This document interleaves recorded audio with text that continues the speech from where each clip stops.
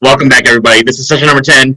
I am granting everybody inspiration once again, so if you used it last time, please record that for today's session. We are succeeding. We just succeeded. The party just succeeded in its quest in Rakxe. So, last time at the gala at Rakxe Manor, Bonfire Crew finally discovered the identities of the final two Red Angels and what hellbent force had been haunting the city and seeking revenge against the local faction. The party learned that Syndra was the leader of the Red Angels, and Knuta was a pawn in the Angels' quest to push out immigrants and gentrify the poor part of town. The very last thing that happened in the city was that Sibo witnessed Knuta and Syndra being arrested by the local guard, and everybody else from the party was resting up and healing up after quite an evening of suspense and bloodshed. So, Sibo, if we assume that you go to sleep that night? Yep. Okay, so we're going to wake up. It is still the month of Sviban. It is now Mitterstag. It is the 21st of the month. It's still raining a little bit. And the rector knocks on the door of the dormitory, Sibo and Simon, where you're both sleeping. Kind of wakes you up. It's around 8 in the morning. And Piotr, the rector, says to you, one of the guards is here to see you. Looks serious. They're out front. You should get dressed and go speak to him. Okay, we'll check it out, see what's going on. Simon, you're doing the same? Yes, Simon says yes.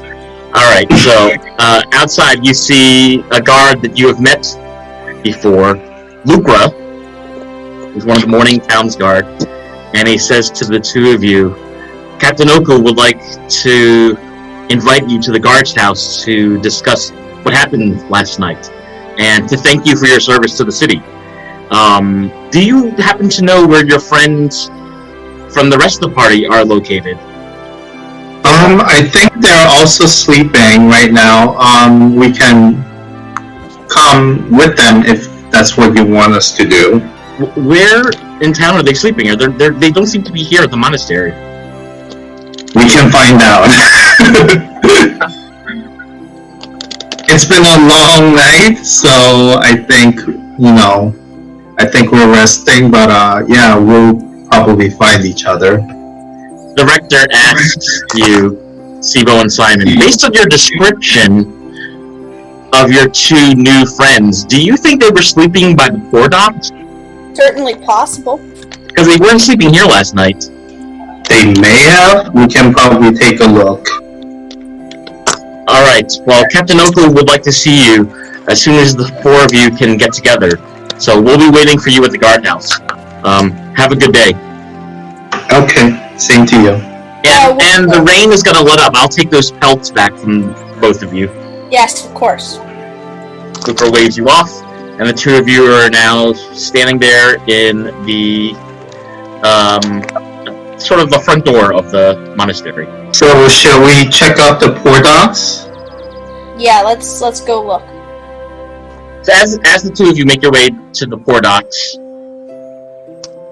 bats and melodies start to stir toward the morning sun, awakening and stretching from their boxes in the poor docks. Morning! Good morning. Well, what should we do? You should probably meet up with the other two, the Sibo and Simon. Yeah, Sibo and Simon. Where would they be? Did they say they were sleeping at... Do you remember where?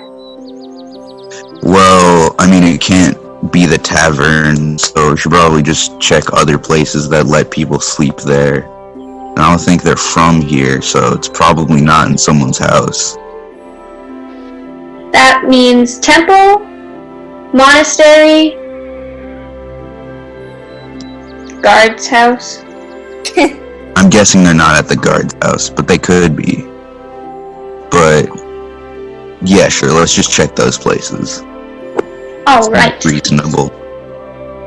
Okay. The two of you start making your way towards the monastery on the street that emanates from the center of town. And walking in your direction happen to be Sibo and Simon, who see the both of you wearing new clothes, having just slain the halfling that was terrorizing the city the night before. Good morning, you two. Good morning. Morning! How'd you sleep? Fine. It was good. Very comfy. Well, what brings you this way? We were just going looking for you. Well, We were doing the same. Cool. Well, we found each other. Now what? well, I know we're wanted at the guard's house. That sounds like it could be a bad thing. Have more faith in humanity. I don't think they want to arrest us on this. I think they feel a little bit, in our debt at the moment. Well, I have a good feeling about this meeting, so maybe it won't be so bad. I don't know whether or not to trust your good feeling. Look, just come. You can bring whatever weapons you want, and, we'll see what happens. I'll bring the only weapons I need, and I'm gonna pull out my fists. Square up, Poku. I knew you were going to do that, Gerald. And raise your fists. Alright, so the four of you start making your way to the guardhouse. It's coming up on 9 o'clock. You see Lucra the guard outside with Britain, two guards that some of you have seen before. And Lucra says, the mighty foursome are here. The ones who helped defend the city against the thing that was killing the Red Angels. So, Captain Oku would like to see you and congratulate you on a job well done. Thank you. Yeah, you're very welcome. She's ready to talk to you. Come right on in. Alright. The four of you make your way into the guardhouse and walk upstairs to Captain Oku's office. And she bows and says, "Without you, I don't know that we would have been able to solve this mystery. And so, on behalf of myself and the rest of the town's guard, we would like to express our enormous gratitude for the great detective work you've done and for slaying the horror that was terrifying the city last night. It's the spirit of Chaff that came back to try to exact revenge on us, and I don't think we would have been able to put the pieces together without your help. So thank you." You're welcome. Our pleasure. You're welcome. So she gives each of you a small coin purse full of 20 silver pieces. And she says, "With regrets, we cannot offer much more right now because so many people have left this city and we have so little in our coffers. But do come back and rest assured that the name of your party will be a name that sparks a positive association whenever we speak of you.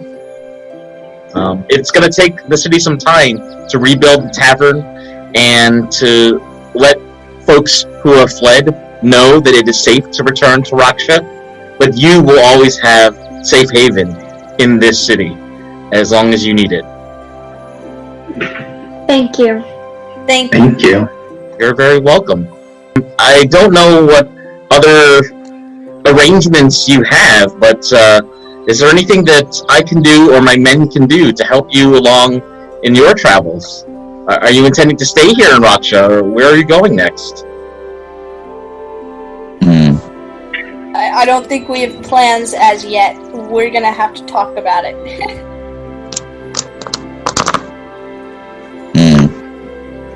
If I can help, just stop by the guard's house and let me know. Alright. And if you're leaving this town, don't forget to say goodbye to Tomek. He really took a shine to your party. Thank We you. will. Yes. Thank you. Thank you, and have a great rest of your day. And stay dry if it rains again. She kind of laughs. We sure will try. You make your way back outside and kind of stretch. Getting a little hungry, actually, because you weren't able to catch a breakfast. And you are starting to notice some people are no longer wearing their blue charms or garlic around their neck. And you see more people actually smiling when they walk by. Men tipping their hat at you, women kind of like smiling in your direction very pleasantly. Seems to be a good day for this group. Side note, obviously we're not going to do this, but now would be the perfect time to open a tavern. We could make so much money. But that would derail, like, I know, probably this the is why entire we're obviously not going to do it.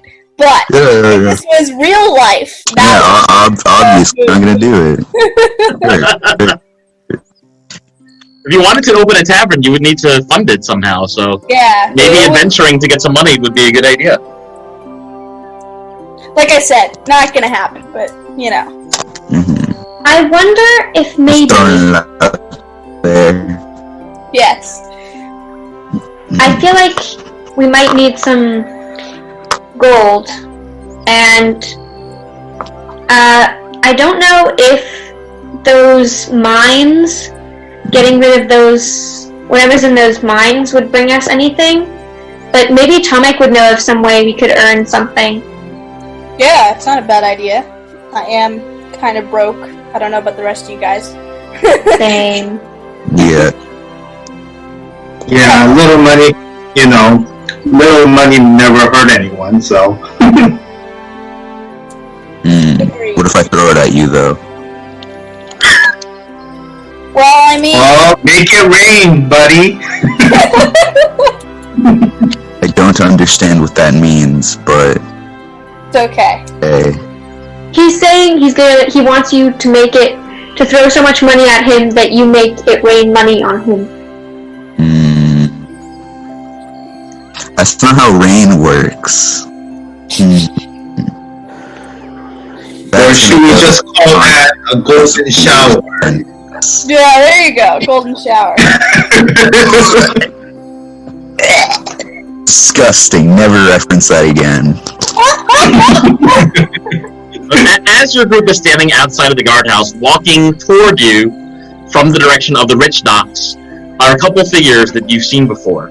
Looks like Ephraim Wake, the sailor, who seems to be friends with Tomek the dwarf, walking in his white coat. And they're talking to each other, laughing. Ephraim sees the group, and in particular looks at Sibo and Simon, and says, "Ah! Mateys!" Hello. Morning. Hi! Oh, Morning, mateys, and new friends. Yes, I be Ephraim Wake. we've Who do I have the pleasure of meeting, young lady? And he kind of bows and tries to grab your hand to kiss it. Nice melody. This is Melody, and this is Bat. Melody, my lady. A name as sweet as a song. I do sing. I'd be sure of it. And Bat, where did you get such a name? Are you an animal? No. I Are gave you my... nocturnal? No. Do you spend time on ceilings? No. Well, this is not how sailors come up with nicknames. We always have nicknames based on the properties of the actions made by the person. I don't think it's a nickname. I suspect it's his real name. Maybe his mother saw a bat when she gave birth or something. I don't have a mother, and no, it is not my real name. Well, there you go. Tomek yells at Ephraim and says, Hey, Ephraim, leave these two alone. They helped save the city, remember? Remember I was telling you this morning that this young party from out of town came here and found what was happening in Rakxe? It's them! And Ephraim kind of smiles at you and says, Arr! Ye be solving mysteries, eh? Yes. Why do you ask? I'd like to solve the mystery of the missing shipment of lobster. Ye be interested? Missing shipment of lobster. What? Somewhat. Lobster? Arr. Who would want to steal? That's what I'd be wanting to They're know. delicious. Exactly. How I wish I were a young sailor again to set upon the seas and steam these mighty red beasts from the ocean. I'm afraid we're not in the fishery business, and we don't have enough experience to be able to be good investigators with regard to your missing lobster. But I appreciate the fact that you brought the idea to us. No problem, young wizard. Wait, well, at least let's hear him out. So, what is your suggestion? I always be needing help discovering new things around these islands, you see. I see. And so, presumably we'd accompany you to explore? That'd be an option. But the largest treasure is beheld by my former captain, Captain Aubrek Dralian. If you could find him for me, it would help me detect the location of me lobsters. What sort of treasure is this that your captain uses? All I know is that it was kept in a box. So, if we find it together, will we get some share of it? Yes. Aye, talk to Dralian. Trallian? What's he look like? The captain. Aye, it's been over 15 years since I have seen his face. I presume that now he is a wizened, wrinkled man. Grayish hair and wispy beard. He be a human. See, many of the captains in the Virlinian seas are humans. Okay. If we see him, we'll probably try to find you. Yes. Let me know. There are rumors that he settled down somewhere north of here in the Seven Sisters. Perhaps the city of Parancha or Zadash. So it looks like our two options are go explore the caves and deal with the skeleton issue, or look for buried treasure. Tomek jumps in and says, "Well, if you think you're going to be going to the tin mines, it's a couple hours outside of the city. And if you think you're going to be hauling back some treasure, you're going to need a cart." Cart for what? To bring back tin or whatever it is you find down there. Personally, I would like to go to the tin mines, as the lobster hunt does not seem to have any fighting in it, while the tin mines, if we go to the tin mines, we get to fight skeletons.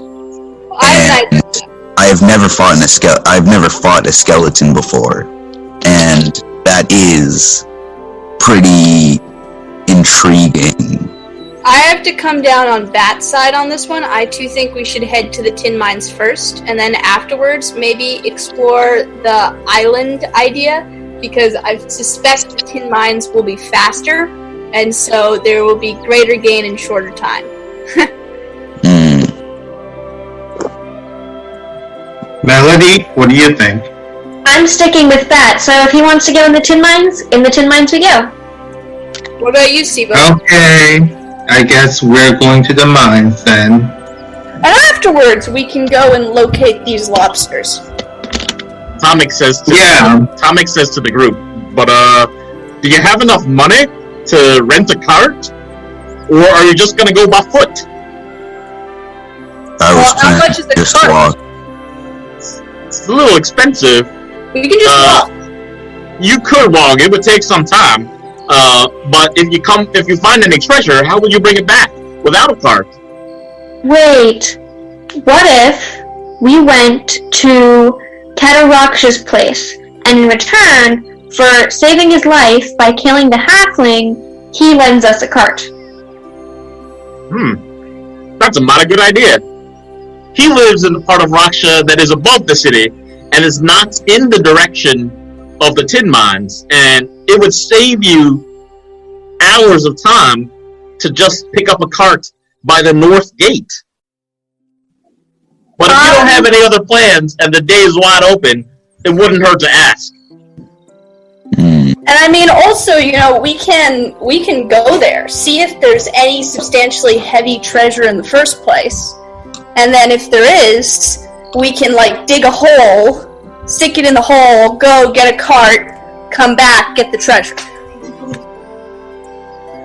Yeah, you could do that. I don't mind either way. Whatever you decide, just don't forget old Tomic.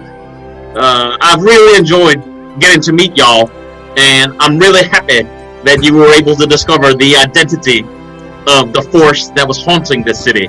I'm gonna have some happier days coming soon. I might even take a vacation. Don't worry, we won't forget you. I don't think I've met as amusing or interesting fellow in a long time. That's so kind of you, Simon.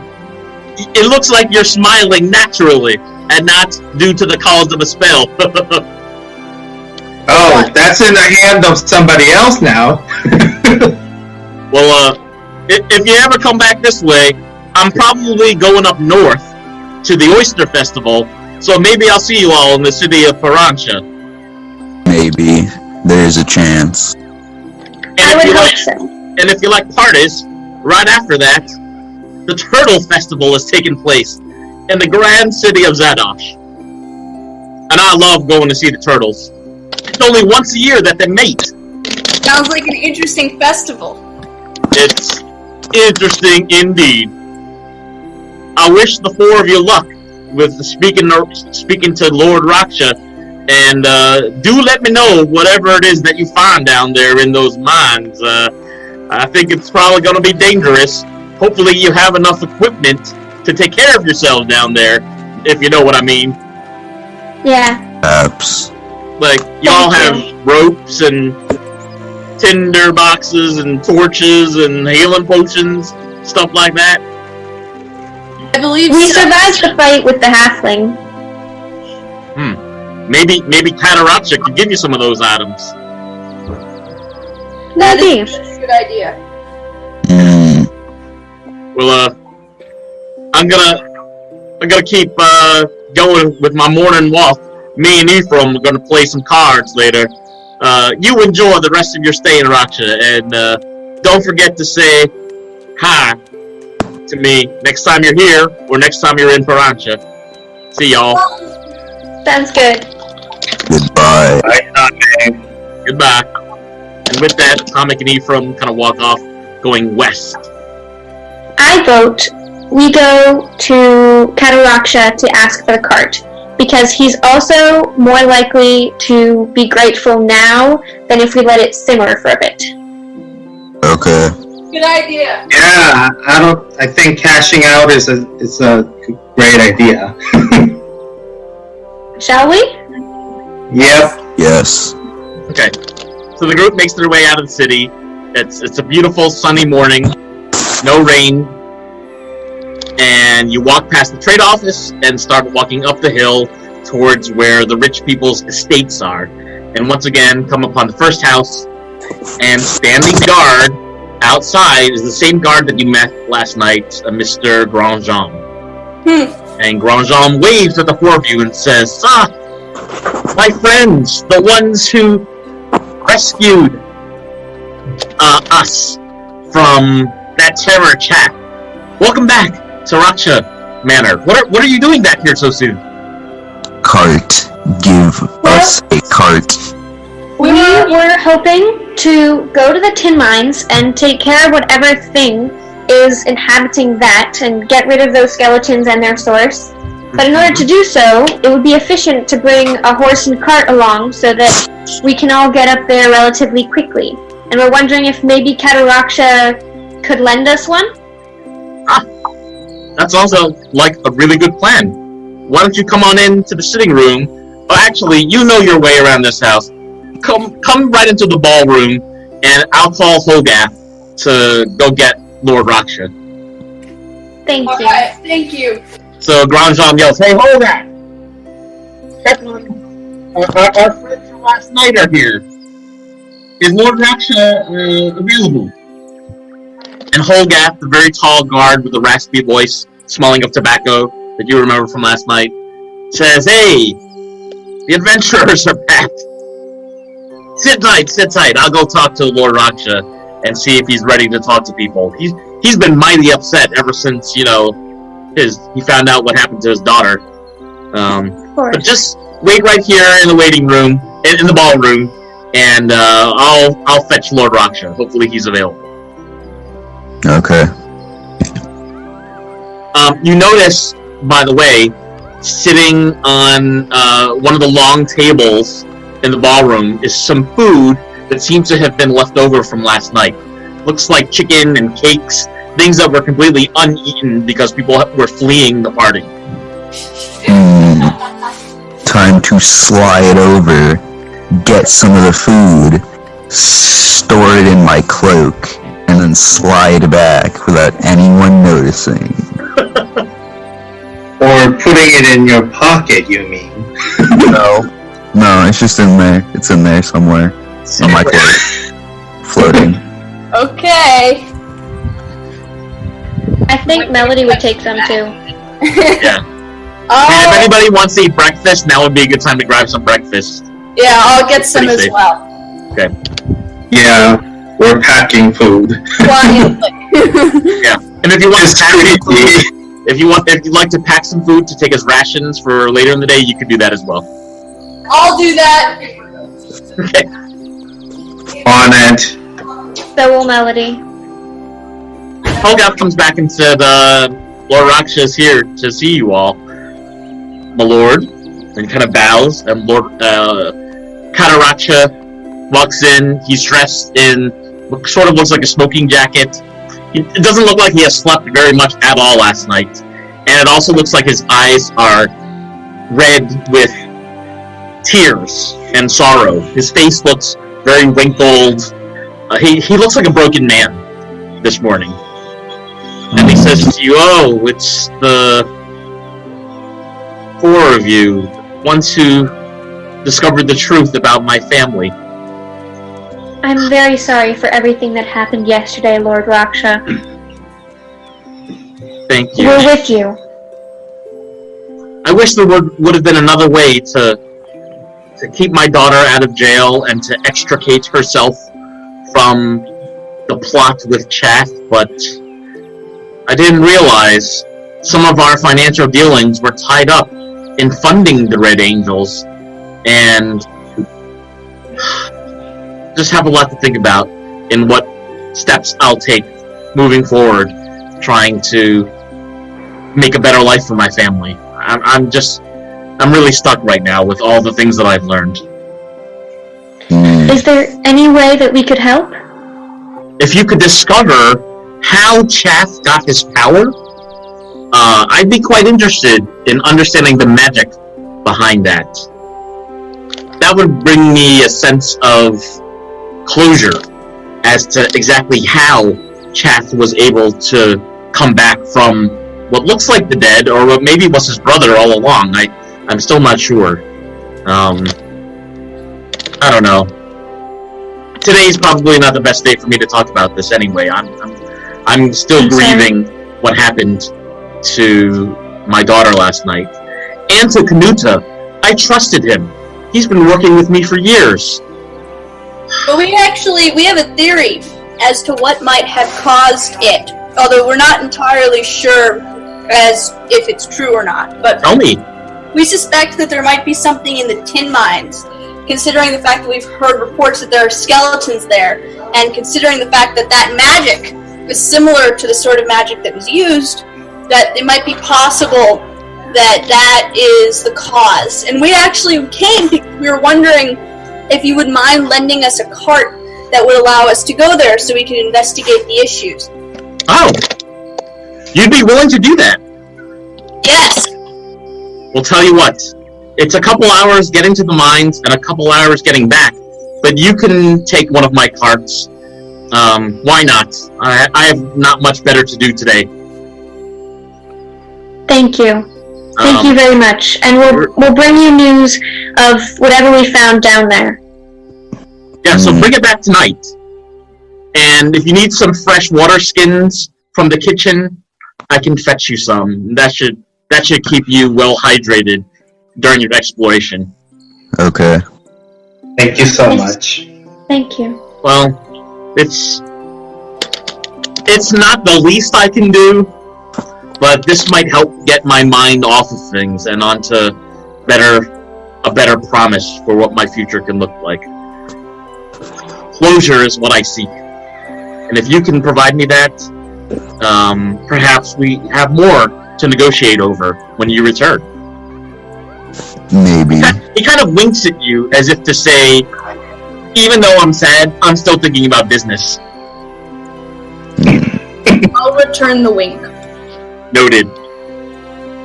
He doesn't know if I'm winking or not. The mask covers the face. That's true. You'll never know.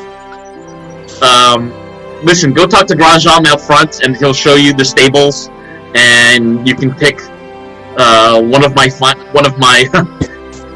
carts made of oak. It's a really nice cart, in fact, and it seats 6, so enough room for all of you. Perfect. Thank you very much. Do you need a horse as well? We do.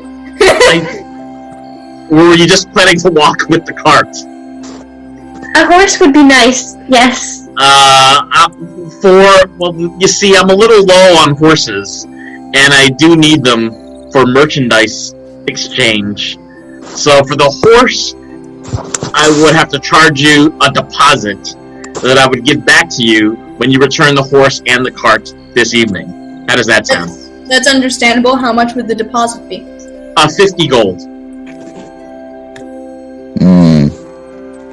I do not have that much money. I have 20, if someone else wants to pitch in. Well, I appreciate the offer, but I don't think we can afford a 50 gold deposit. Do you just want the cart then for the day? Well, perhaps we could get a horse from somewhere else if you're unable to make any other. Perhaps. Or maybe you'll get some pigeons to magically land on your shoulder and talk to you, describing where the treasure is hidden. That would be nice, a la Cinderella, don't you think? He's clearly being sarcastic, kind of Rakxe. So here's my pitch. How about 40 gold deposit? Well, what's the pitch? We Sibo, can you make a persuasion check? Do you have perhaps any mules or oxen you'd be able to spare? I'm afraid I don't. I have horses, I have sheep, I have goats. The goats won't go with you, that's for sure. The sheep, unless you're a shepherd and bring a dog with you, you don't have any chance. And I'm really sorry, I can't offer a horse today. I have an offer for you. I didn't get the chance to sing for you last night. But I if don't you'd think like, singing will pay for a horse. well, maybe I could sing you something to kind of take your mind off of the current state of things, to help lessen that weight on your shoulders for just a little bit. And in exchange, I'll give you all of the gold that I have as a deposit, which isn't much, but it's something. Melody, could you make a persuasion check as well? And then Blake, what was the result of your persuasion check? Garbage. 5. So it didn't work. Didn't work. Yeah, he says to you, yeah, 40 gold, but I don't understand the terms of this deal. What if we ask Captain Oku? Melody? 21. Whoa. Rakxe says, you have 20 seconds. Sing me something that will make me get my mind off of my daughter. And maybe you have a deal. When I am down and all my soul so weary, when troubles come and my heart burden me, I am still and wait here in the silence until you come and sit a while with me. You raise me up so I can stand on mountains. You raise me up to walk on stormy seas. I am still waiting in the silence until you come and sit a while with me. Rakxe kind of rubs his eyes a little bit. Melody, could you make a performance check with advantage? Yes. 12. Oh! That was with advantage? Yes! It was a 4 and a 6. You needed a 13. Oh, that's bad. Rakxe says, how about for 42 gold? And I'll lend you a horse for the day. You'll get it back. It's a deposit. Can someone help me? I have 23. Fine. Here's 22 more gold. Not That's 22, it. That's 20, 25. 20. That's great. Yeah. Here's 22 more gold. Take it. Okay. So he takes all the gold and says, go talk to Grandjean. You'll take my horse and my cart, and I'll see you back here this evening. Thank Okay. you. And if you Thank pleasantly you. surprise me, I'll treat you to dinner as well. Sounds like a deal. I That hope was a you have a lovely good song, day. Lord. Thank you. Alright, so we head to the stables? Get to the Yeah. stables, Grandjean meets you and outfits you with a horse, and he says the horse's name is Ninja. It's a dark brown colored horse with like a slightly blonde mane. The horse looks at all of you quite puzzledly. And Grandjean says, just make sure to stop every few hours so Ninja can eat. That's all he wants to do, is eat. But remember, you're in control. Okay. And he shows you how to use the reins to, direct the horse. Is there any horses that don't need to eat every couple hours that we can use? Haven't you heard the phrase, hungry as a horse? All horses need to eat. No, I've not heard that phrase. Well, horses be hungry. We'll take care of Ninja well. Don't worry. Okay. Can Melody walk over and like try and befriend the horse? Can all of you, in fact, roll an animal handling check? Yup. Just tell me what you get. 7. I got a 4. I got 13. Simon? 5. I got 20. I got 20. I was 20. just need to stop. Yeah. Ninja kind of sniffs all of you, and for some reason stops, and it almost looks like he's smiling at Simon. Ranjan says, I think he likes you. I think you should be the one to steer. Okay. I'll like pet him and pat him and maybe give him. Do I have any like fruit on me that I got from? There's hay on the ground that Ranjan is like about to pack to give to you to put on the cart. I'll grab if there's like an apple or a carrot. I'll grab one of those to give to the horse. Yeah, so you find some on the ground, and the horse kind of whinnies, and it's like, and he's like motioning his head as if to like rub its face on your face. Ranjan says, I think he likes you. That's good. It's good. Make sure when you give him the carrot, you hold your hand flat so he can't eat your fingers like carrots do. Okay. Yeah, Thank good you. tip. Mm. So I think you'd better set out of here. You're only going to have a few hours in the mines at this rate before you have to come back tonight. So good luck. All right. Thank you. Get on Thank the you. horse. Now. You're welcome. So Simon gets into the driver's seat on this cart and grabs the reins and starts to steer the horse. And the rest of you are sitting in the cart with a little bit of hay, just in case you find it difficult to find some along the way. You're also all outfitted with new water skins full of water given to you by Rakxe. And it's now around 10:30 in the morning.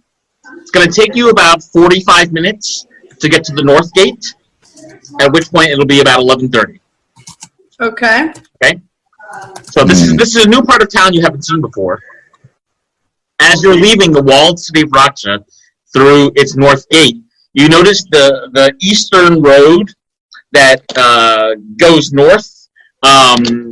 You can't even see how far north it goes. It's hugging along the ocean to the east, but the other cities that are part of the Seven Sisters must be a long distance from where you currently are. But the land looks green and verdant, vineyards and farmland on the left, and crystal blue water, a couple lighthouses that you see on the right. Looks to be like a beautiful day for a hike or a cart trek, as it were.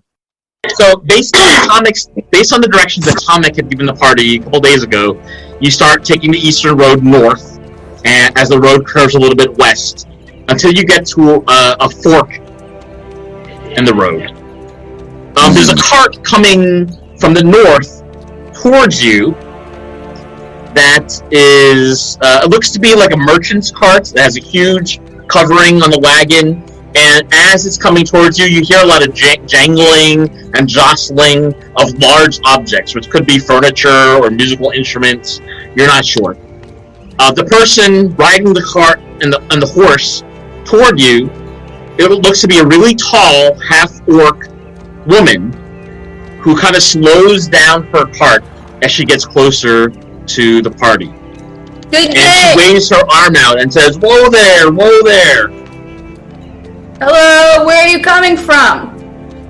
She says, "I'm coming from Parancha. Where are you going?" In that direction. What's how do you get there? Oh, just keep taking the road north. But it's a little bit dangerous right now. There are all these like icky things coming out of the ground going up north. Jeez. What icky things? Do you know? I don't know. That's why I decided to leave there and head towards Rakxe, where it's going to be much safer. Yeah. Well, thank you. Yeah.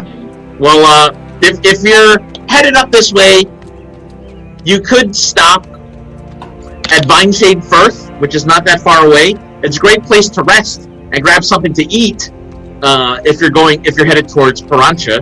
Mm-hmm. The tin mines are the other way, right?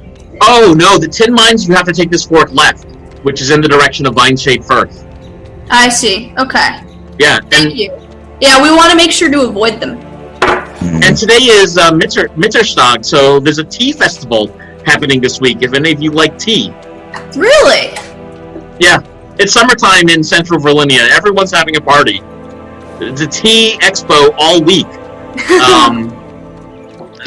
I assure you, you will have a good time if you decide to stop there along your way to the tin mines. All right, thank you. You're welcome. My name's Adela, by the way. Good luck. You too. I'm Simon. Great to meet you, Simon, and your friends. Okay, so we'll wait until she passes on, and then She passes on and gets back on the road back towards Rakxe. Okay. Okay, I guess we keep going. Well, we can Going head north. towards the tin mines. Yeah. The left. So you head left towards the tin mines, and you, it's around 1:30 in the afternoon now. You're starting to get a little bit hungry. And you're noticing a really small village with a pretty huge graveyard on the outskirts of the village. Based on the description of what Adela told you, this is the tiny village of Vineshade Firth. Could we just pass this? Well, maybe they would know where the tin mines are. I mean, I think the tin mines would probably be easy to spot.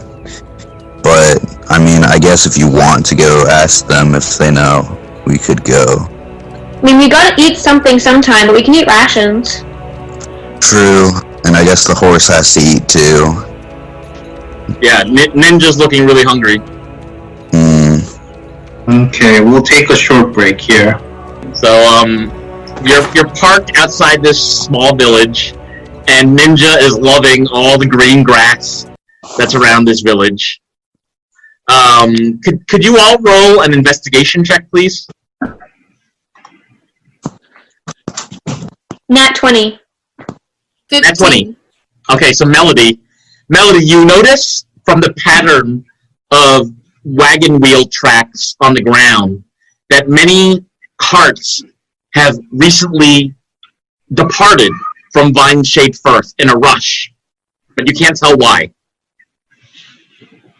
Simon, you also are noticing a lot of stray cats just wandering this graveyard outside the city. There's a lot of cats, dozens of cats.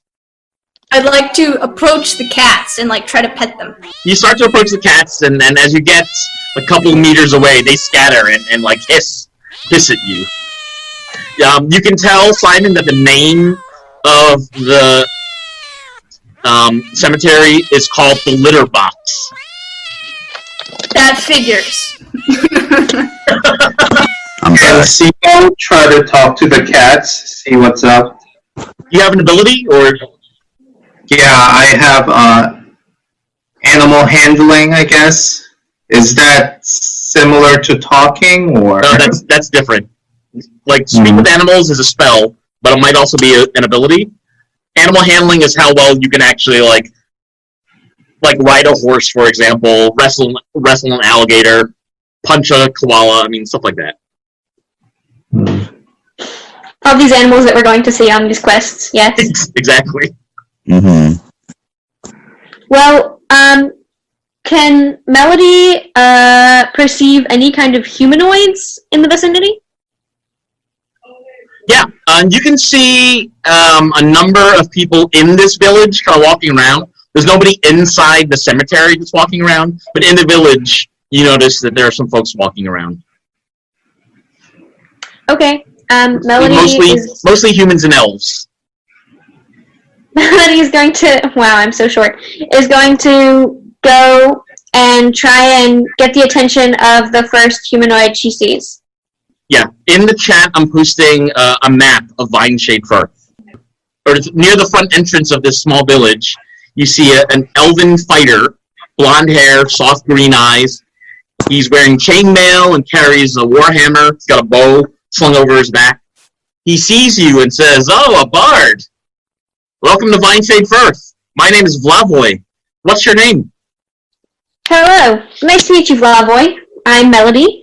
And yes, as you noticed, a bard. I'm passing through these parts, and I wondered if you knew why there were so many cats in the graveyard? It's our stupid mayor, Scully. He loves cats. I think he's allergic to cats, but he doesn't realize that he's allergic to cats. But because of that, he passed an ordinance saying nobody is allowed to harm any cat in this town. In fact, the law in Vineshade Firth says there must be more cats than citizens. So if you like cats, Vineshade Firth is a place to stay. This is insane. Lovely. And I don't know, I see all these cart tracks leaving, but I don't see why. You might as well go to the pub and get some more information, but the Tea Expo got canceled this week on account of all the things popping out of the ground around here. What things?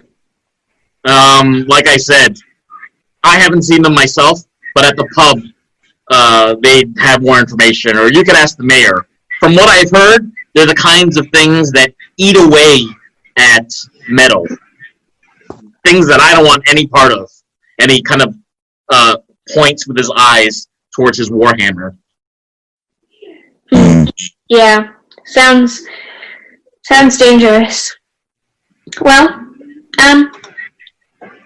if you could, I have one last question for you, and in exchange, I'll answer one question, anything you'd like. Sure. In which direction are the tin mines, and how do we get there? Well, the tin mines are west, but like I said, the things are popping out of the ground kind of in every direction from here. So, it's dangerous, but if you want to take that risk, it's right along the side road up there. Okay. Going west. Thank you. You're welcome. Do you have a question that you want to ask me in return? How can you cure an allergy to cats? I don't think allergies are curable. There must be some kind of a combination of plants that could somehow help lessen the effects, but I don't think an allergy can be cured from what I've experienced and heard. The best thing would probably to just keep the allergen away, to keep the cats away, but it sounds like that is not happening. Our mayor is a bit of a fool, if you ask me. Don't tell him I said that. He just loves cats. I've heard that there's a special spell that you can find. The spell is called, you say Claritin, and you'll be completely clear. But I don't know where to find it, but I've heard of it. I heard in the larger cities that you could hire a wizard to cast that for you. Can you roll a deception check, please, Simon? Well, why wouldn't that be true? Because there's no spell named Claritin. Because, there's no spell named Claritin. You made that up. Well, the spell's not named Claritin. You say Claritin. I didn't say the name of the spell.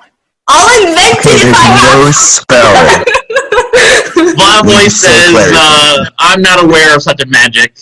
Is it warlock magic? I don't trust those warlocks. I'm not entirely sure.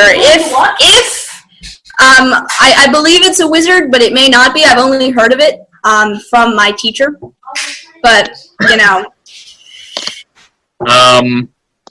Look, if it doesn't exist, I'd be the first one to invent it. So, in the future, if I ever do discover it, I will see if I can contact you. I wonder if you've been spending too much time standing in the litter box. Maybe. Yeah. Well, thank you very much, Vivoy, for your help. We'll head over to the tavern and ask a few more questions and find out what else is going on in this town. Stay safe. Yeah, you too. Good luck, and save us from these wretched cats if you can. We'll see what we can do. And she heads off towards her party. Okay. and relays said information and conversation for those if some people couldn't hear. Okay. And do you guys want to go to the tin mines or go ask about the cats? Let's go to the tin mines. I hate cats. Cats kill rats, meaning they're bad, automatically. So, let's go to the tin mines. Tin mines? Okay. Are you all down for that, since we only have this card for a day and we can always come back up later? Yeah, let's head to the tin mines and take care of the main business first. Okay. Sounds good. You start to leave the vicinity of Vineshade Firth with Ninja in the cart for about another 10 minutes. Could you all roll a perception check, please? And Sibo, could you roll your check with advantage? I got 2. 14. That's a 19. 19, okay.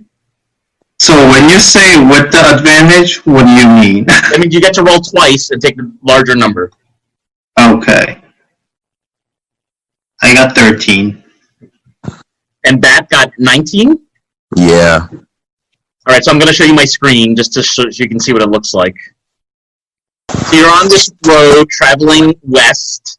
There's all this green area around you. And Bat, you hear something on the road ahead of you, but you're not sure what it is, how big it is, or how many of them there are. Everyone, there's something ahead of us. I'm not sure what it is, but just keep an eye out. I think we should stop and listen. That might be a good idea. Oh, Do sorry. you think it might be dangerous? Potentially. Could be some kind of, I don't know, wild bear or something, or goblins again. Sorry, not again, I wasn't there for that. There were goblins. Yeah. Well, I was suggesting that we should stop. Stop. Sibo or Melody? I'm small. I could go stealth ahead. Well, you're small too, Sibo, but I could go stealth ahead and, see if I can see or hear something. Do you have good stealth? Yes. I do, actually.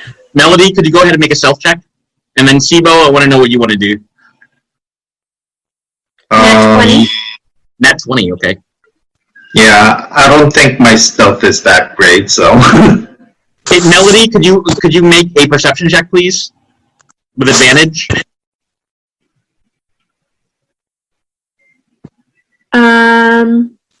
That is an 18. 18, okay. So Melody, you detect something similar to what Bat just described. There's something on the road ahead of you. You're not sure how many, how big they are, or what it is, but you detect that there is something in your way towards the tin mines. Can I get closer? Yeah. How much closer? 15, 20? Let's say within earshot of the party, but no closer to them than that. I mean, you could go 100. I mean, if you're yelling, you go even 100 feet. Let's go 80 to be safe. Okay. As soon as you move 30 feet ahead, a gray ooze and an ochre jelly pop out of the ground. And you see even more of them behind you. Could everybody roll initiative, please? 18. 15. 15. I got 17. No, you can compare dexterities, or you could just choose among the two of you who wants to go first. Okay. I mean, You go first. okay. The oozes actually surprise you, so they're going to move forward. This gray one is going to move one step forward and try to strike. I'm sorry, what? You're about to get Gray ooze is moving towards you, Melody, and it's sort of like a pseudopod of ooze, punches out from its structure and tries to punch you. Tries to blood you. Okay. and it hits for 4 points of bludgeoning damage and an additional 6 points of acid damage. What armor are you wearing? I am wearing I'm guessing just leather, just leather. because we don't have enough money to buy anything else. Looks like your leather armor was splashed with some of the acid as well. The ooze is also going to move right in front of you and strike you with one of its pseudopod arms. Again, it's this humongous 10-foot wide structure with like flabby folds, and it looks like a pseudopod is jutting out of it, trying to strike you. It misses. And we're now starting round 2.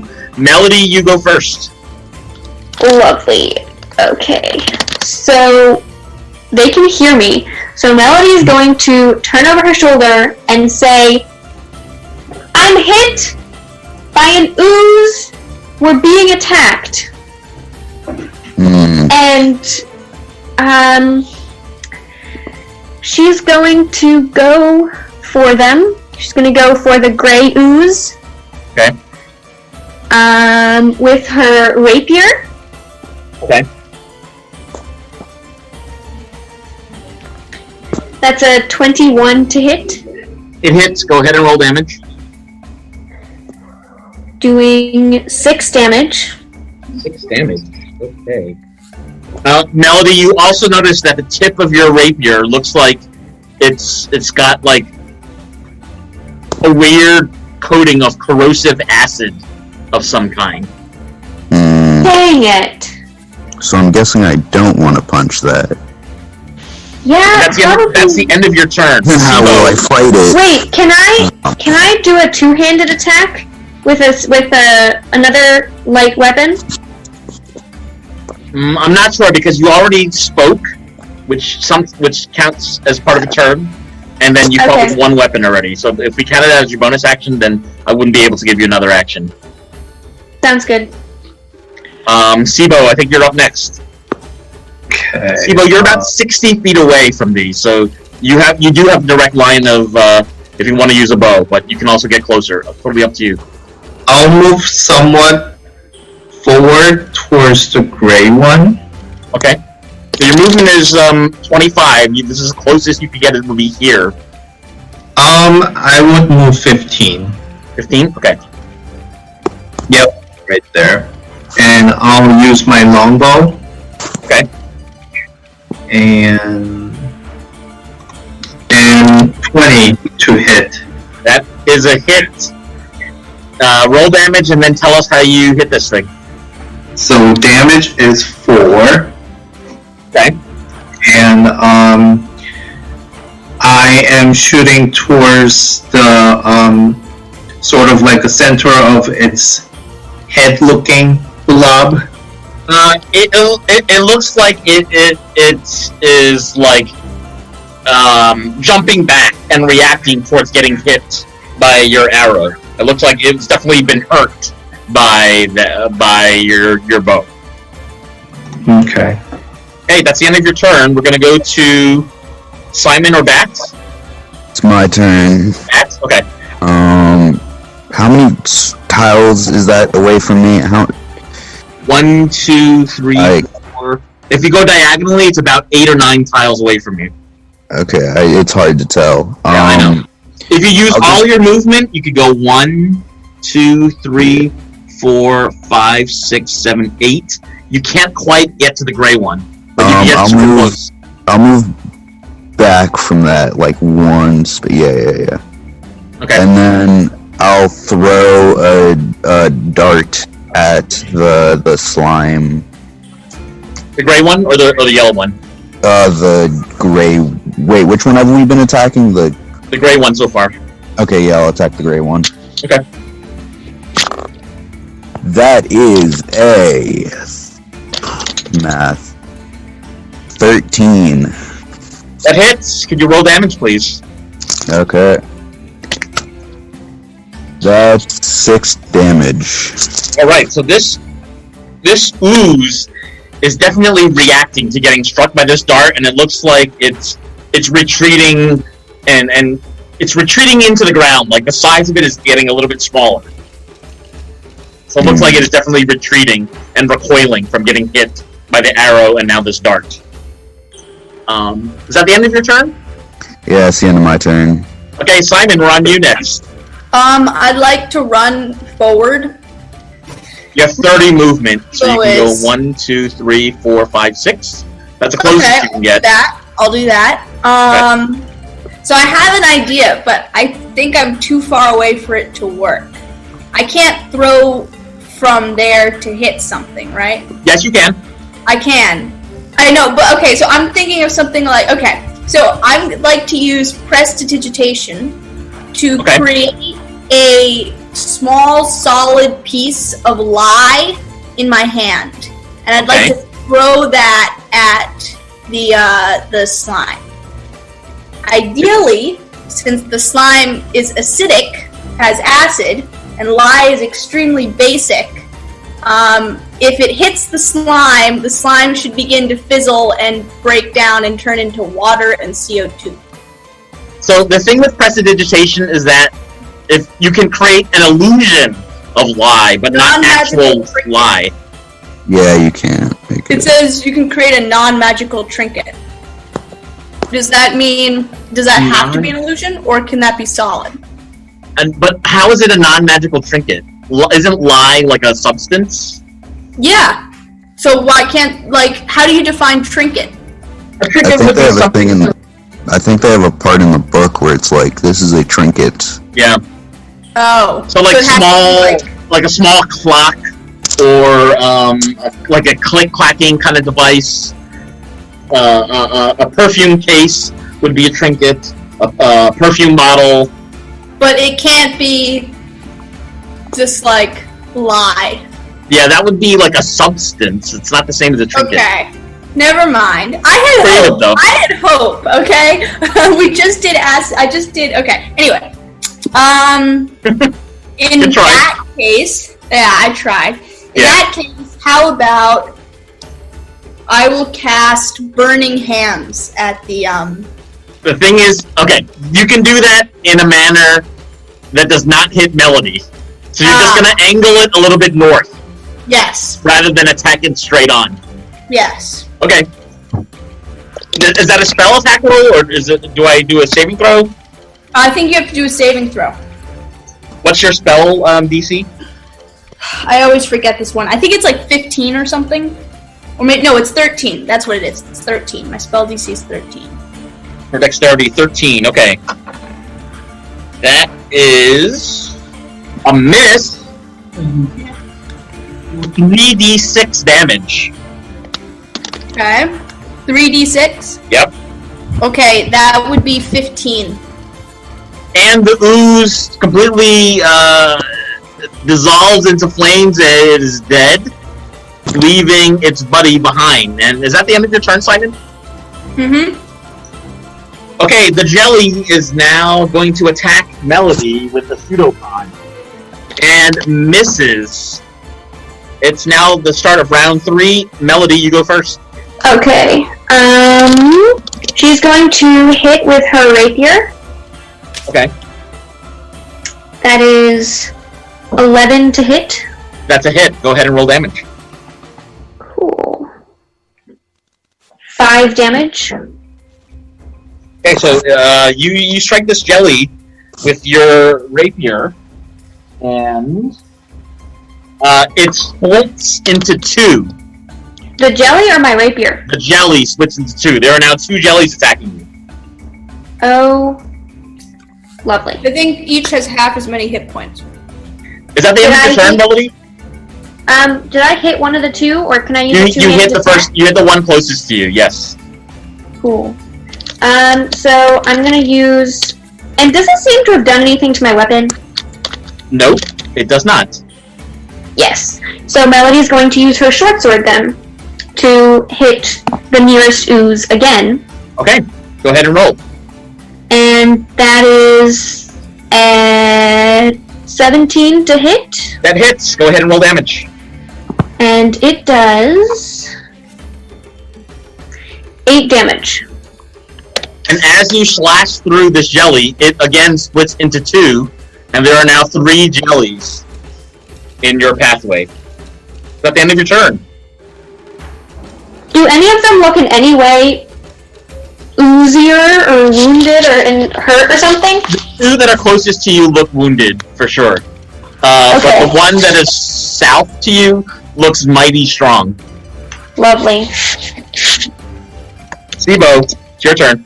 Okay, do I get a clear shot on that strong-looking ooze? Yes, you do. You have a direct line. Okay, so I'm gonna use my longbow, Okay, and that's 8 to hit. that hits. Go ahead and roll damage. I'm surprised, 8 hits? 8 hits, yes. Oh wow.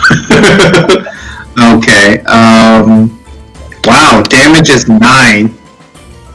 So your bow strikes this jelly, and it definitely recoils, and looks like it's starting to dissipate, and retract itself a little bit. So you definitely have struck this for a lot of damage. That. Okay, Yes. cool. I'm moving right to the square next to Melody. Okay, I'm hitting the slime in front of me. Okay. There's a 17 hit. That hits. Go ahead and roll damage. Okay, 17 d4, 4 damage. All right. And then I'm going to use a key point to unarmed attack and Okay. hit the one that I just hit and the one next to it. Okay. Okay, first one, 15 to hit. That hits. And then I'm attacking the one I just attacked before, and that does 5 damage. And then I'm going to attack the other one. Okay. Does a 13 hit. That hits. Okay, cool. And then the other one takes 7 damage. Bats with an amazing display, a flutter of arms and kicks. You managed to take out 2 jellies in one turn. I believe the party is very pleased with this. Thank you. Simon, it's now your turn. I'll throw my dagger at the remaining jelly. Okay, go ahead and roll d20. 13. That hits. Go ahead and roll damage. 3 damage. That strikes this thing, and it splits into 2. Oh no. And that is the end of your turn, right? Yes, it is.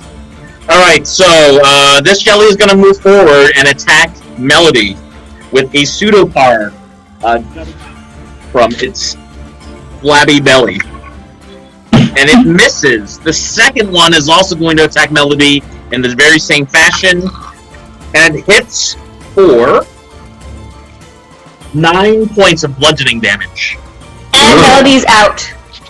No! No! Not No. that. Okay, Melody is unconscious. It's now the start of the next round. Melody, could you make a death save, please? 9. That is a fail. Sibo, you're up next.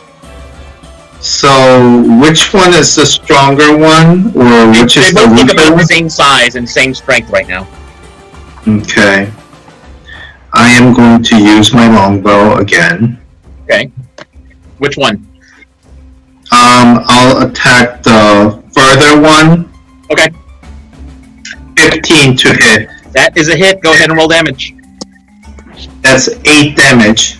And with this, an arc of your arrow, it strikes the center of this thing, and it sort of retreats into itself, killing the jelly. And can I use my inspiration to attack once more? No, you can use your inspiration on your next attack roll, if you wanted to. Oh, okay. Alright. That, I think, is the end of your turn. We're going to go to Bat next. Okay, cool. I'm gonna attack this slime. Well, move to the side. Yeah, Yeah. there. Okay. And then I'll attack the slime. Okay. Does a 7 hit? I'm guessing 7 not. does not hit. Okay, okay, there's a lot of slimes over there, so I should save my key. But, yeah, blah, blah, blah. Can I use a bonus action to push Melody back? Yeah. Yeah, okay, I'm gonna push Melody back so she doesn't get hit. Like this way? The other way, I mean. Like this? Yeah, like that. Yeah, okay, you can do that. And that's the end of your turn. We're gonna go to Simon next. I tell you, I don't want to waste one of my really good spells because I only have 2 now on this slime. Oh. Up to you. I'm gonna I wouldn't waste another. I'm gonna stab it with a hand. short sword. So I got okay, I got a 15. So you hit. Go ahead and roll damage. And I got a 5 for damage. With your short sword, you slash through the center of this hulking beast, and it retreats into itself and dies. Nice. At this moment, you look going west on the road. I know it's east on the screen, but it's west towards the tin mines, and you see about 11 more oozes. But they're not moving toward you. They're just like standing there, absorbing debris and leaves and grass. Interesting. What does the party want to do? I personally think we should retreat and go get weapons, maybe some lye, just some support, and then come back. But I don't know if we can borrow the cart for a second day. We can't, I think. Or, well, not with the horse, too. Yeah. I'd say we just find another route to get there. Like, if we can go around the slimes. Okay. So we just, like, yeah. Does someone have healing spells? Yeah, Melody, could you go ahead and make another death save? Oh, wait, can I stabilize Melody? Yes, okay. Yeah, okay. Okay. Melody, you're stabilized, you have 1 hit point. You're awake and conscious. Yes, I am not dead. Yes, thank you. You do notice, however, Melody, that your rapier is starting to corrode and your armor is starting to fall apart. Okay, I'm going to shed my armor. Okay. Because I don't want to be corroded with it. And I'll just put it in the cart. Okay. You know what? I can always pick it up later. I'm just going to leave it on the side of the road. Okay. And that means I am not sorry, but I'm not really going to be helping fight anything if we fight something again up front. And we were going to try and find a way around them? Yep.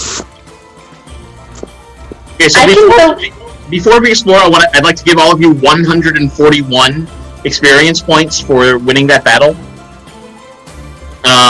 So Melody is stabilized.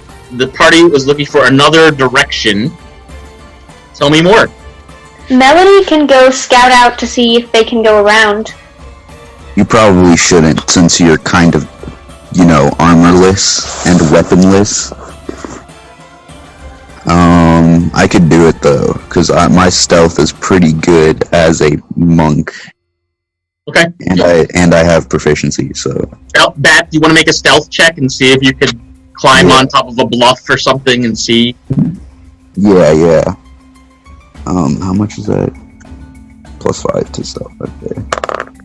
That is a 20, not natural.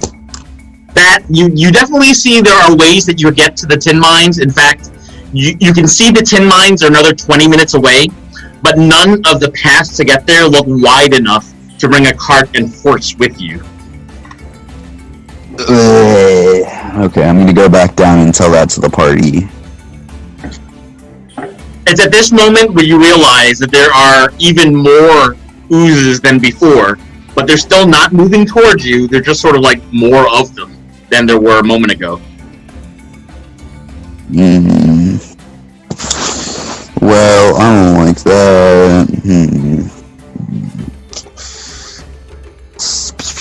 How do we fight all these oozes to get the horse and cart? Okay, so So can we take a look at how many are there? There's more than, so before there were 11, it looks like there's at least 14 or 15 now. Oh, So- that's too much. Yeah. options here are ditch the cart and go to a thinner path, or fight the slimes. Third option, start a forest fire so the slimes die. That's a terrible idea, but I mean, kills all the slimes though. I mean, I'm we sorry, could but send not- Melody home with the cart or something. Yeah, but if we split up, if we leave Melody, we're at a disadvantage, and then we could die. Yeah, that's So- fine. Even though we're already at a disadvantage because Melody doesn't have armor and no rapier. But Yeah. I have my rapier. I'm going to keep that corroding rapier. I mean, can you really attack with it though? Yeah, you can. Loading? Oh, you still can? At Okay. some point, the penalty keeps getting lower and lower, and then it's unusable. Okay. Yeah, and I don't think there's I any... can buff you guys if you want. So in game terms, Melody, in game terms right now, it's a rapier -1. Which means it's -1 to attack and damage rolls. But it is still usable. Okay. Oh, guys, what do you think of the start of my pepper string?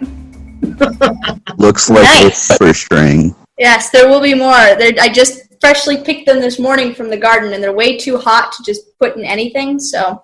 Hmm. A question I have for the party is, if they want Melody to be rearmed and get new armor, where could they go? If they don't want to go all the way back to Rakxe.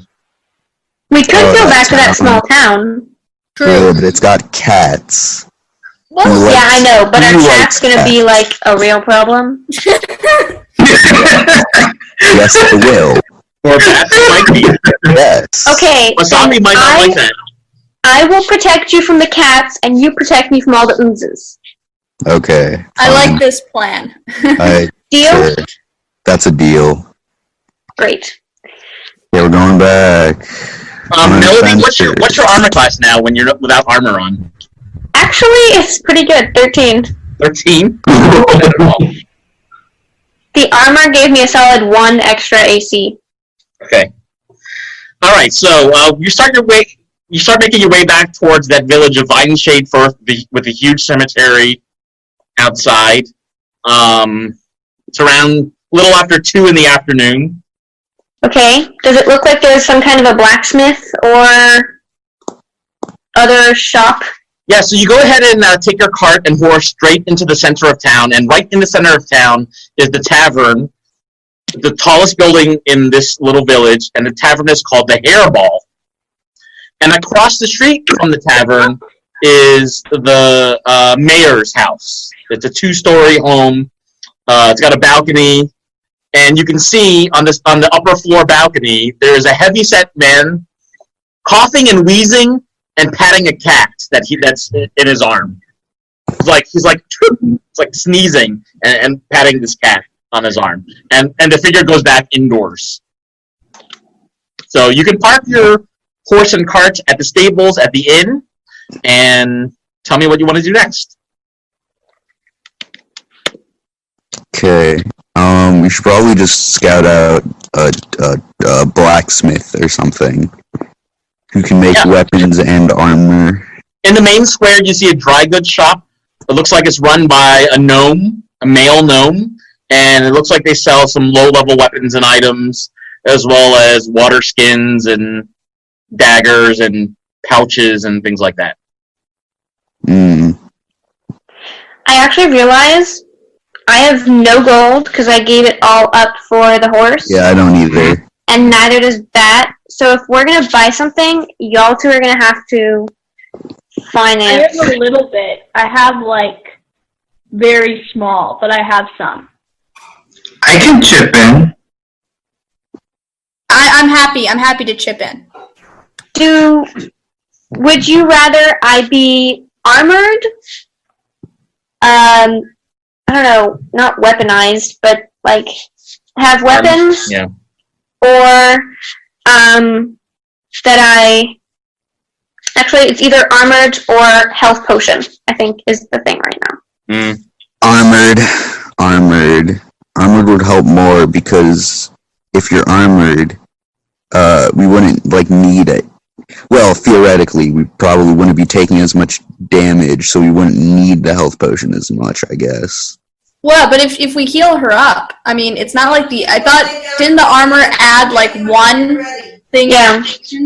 So it seems more worthwhile to get like a healing potion. Like, I don't know, that one can make a big difference, though. Because, like, someone could hit for, like, exactly 13. But, I don't know. I mean, the health potion, I don't know. The gnome with blue eyes shouts out at you and says, "Oh, newbies! Anybody want some garments or leather or weapons? I'd surely need the business." Weapons and armor would be helpful. Come on over, new friends. My name is Bosek. Hi, Bosek. It's nice to see a fellow gnome here. It is nice to see a fellow gnome here. And he kind of like points at his nose. He has a huge round nose, light blue eyes, and auburn hair. Got a really like generous looking smile. How old is he looking?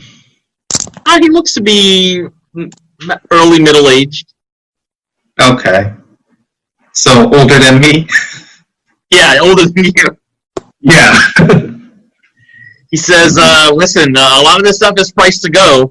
The Tea Expo was canceled, and all the people that I thought were going to be here in Vineshade, they left. So business for you right now could be really good. Tell me what you want. Do you have any health potions? Health potions. That I do not have.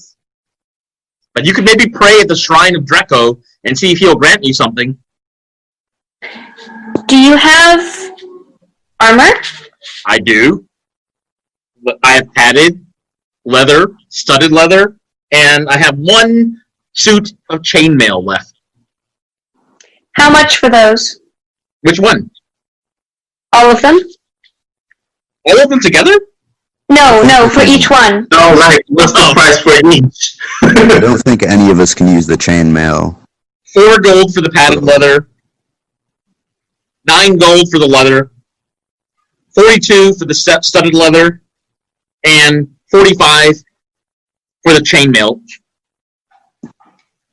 The chainmail shirt. Okay, I think we should just get the leather, probably. Or wait, is padded leather better? I don't remember. Yeah, studded leather is better. But that was cheaper, wasn't it? No, studded leather was more expensive. Studded leather was 42. Yep. Studded leather gives me 2 AC. Leather gives me 1 AC. And a chainmail shirt, which, I mean, honestly, I don't know if we can afford it, but... You can't even wear it, so... Oh. Yeah, I'm not sure you're proficient as a bard. You might be, I'm not sure. No, I don't think so. They're not. So, Bosek says, from what I can see, halfling, you should go with the leather. Okay. Leather was 4? 9 gold. I'll sell it to you for 9. It's on sale. Okay. I can pay 5 of that. I can pay 5 gold. And I'll chip in, I'll chip in the rest, which is 4 gold, right? Yep. Bosek nods and with 2 hands takes all your gold and says, this suit of leather will fit a halfling perfectly. Here you go, Bard. Anything else you fellas want? A short sword, or no, not short sword, a rapier, if you have one. I do. A new one. I have 1 rapier left. I can sell it for 22 gold. Oh, Jesus Christ. Are you looking for money or something? Are you poor? Yes, we're poor. We're- Look at what I'm wearing. You're wearing really nice clothes, it looks like. Oh, did I not change from the... Not that I know of. Meant Did you to do change that? Yeah, I changed I back. thought you got rid of the old clothes. No, I kept them. No, I kept That them. was me. Melody got rid of her old clothes. Okay, Yeah. so Bat is Okay. back in his old clothes. Yeah. Bosek Old says, and faithful, or what's the saying? Old and whatever. You know what I Bosek mean. says, if you need some money, you might just want to head to the tavern and gamble a little bit, or see what things are happening, or you can talk to the mayor. The mayor always has some sort of harebrained scheme. Okay, so the mayor seems pretty dumb. Okay, I'm not telling this to the blacksmith. Oh, okay. Yeah, okay. I'm gonna go up to the others and be like, okay, so So what is up with the allergic to gambling issue? I don't want to gamble though. That is risky and could probably get us. Well, unless the gambling is like, oh, bet on who will win this fight, then I will. But if it's cards, then that's incredibly risky because, we could lose. It might be worthwhile to check it out. I don't see why not. I'd gamble. Or I could perform. I could perform at the tavern and see if I get any money. We could do that too. Yeah. Let's just check out the place, just in case. Yeah, sure. Okay. Let's go to the tavern. Thank you for the leather. It's going to keep me safe, I'm sure. I hope so, adventurers. And come back if you need anything else. Don't forget my name. It's Bosek. I will forget Will it. do. So the party is going to the Hairball Tavern. Yes. Yeah. As soon as you crack open the front door, a mass of 6 or 7 patrons, start screaming, leaving, and the bartender says, "Watch out! They jumped out of the barrels." What They jumped jumped out? out of the barrel? It's the oozes! The oozes! 2 oozes. Ugh. No! That Are seem to they yellow or 2 gray? yellow oozes that seem to be fortified in some way by beer. Oh no! I'd like you all to roll initiative again. Okay, y'all, I'm not fighting. That is a 15 on 7. initiative. Or sorry, 13. 13? Okay. I got 13 too. 13 I against got 12. 12. Bad, you want to go first since we have the same roll? Sorry. Actually, never mind. Melody, I got what's your- 16. Oh, 7. 16. I forgot to. 7. Simon, you go first. I got 12. Oh, who got 16? Me, Sibo. Oh, Sibo, I'm sorry. Sibo, you go first. Alright. Longbow, here we go. So, do you want to strike the one on top or bottom? On the top, Okay, go ahead and roll d20. does 10 hit? 10 hits. Tell us your damage. Okay. It is 10 piercing damage. Okay, that is a mighty blow to that first one. It's recoiling from the blow from your arrow. It does not split into 2, and I believe that's the end of your turn. Mm-hmm. Bat, you're up next. Okay,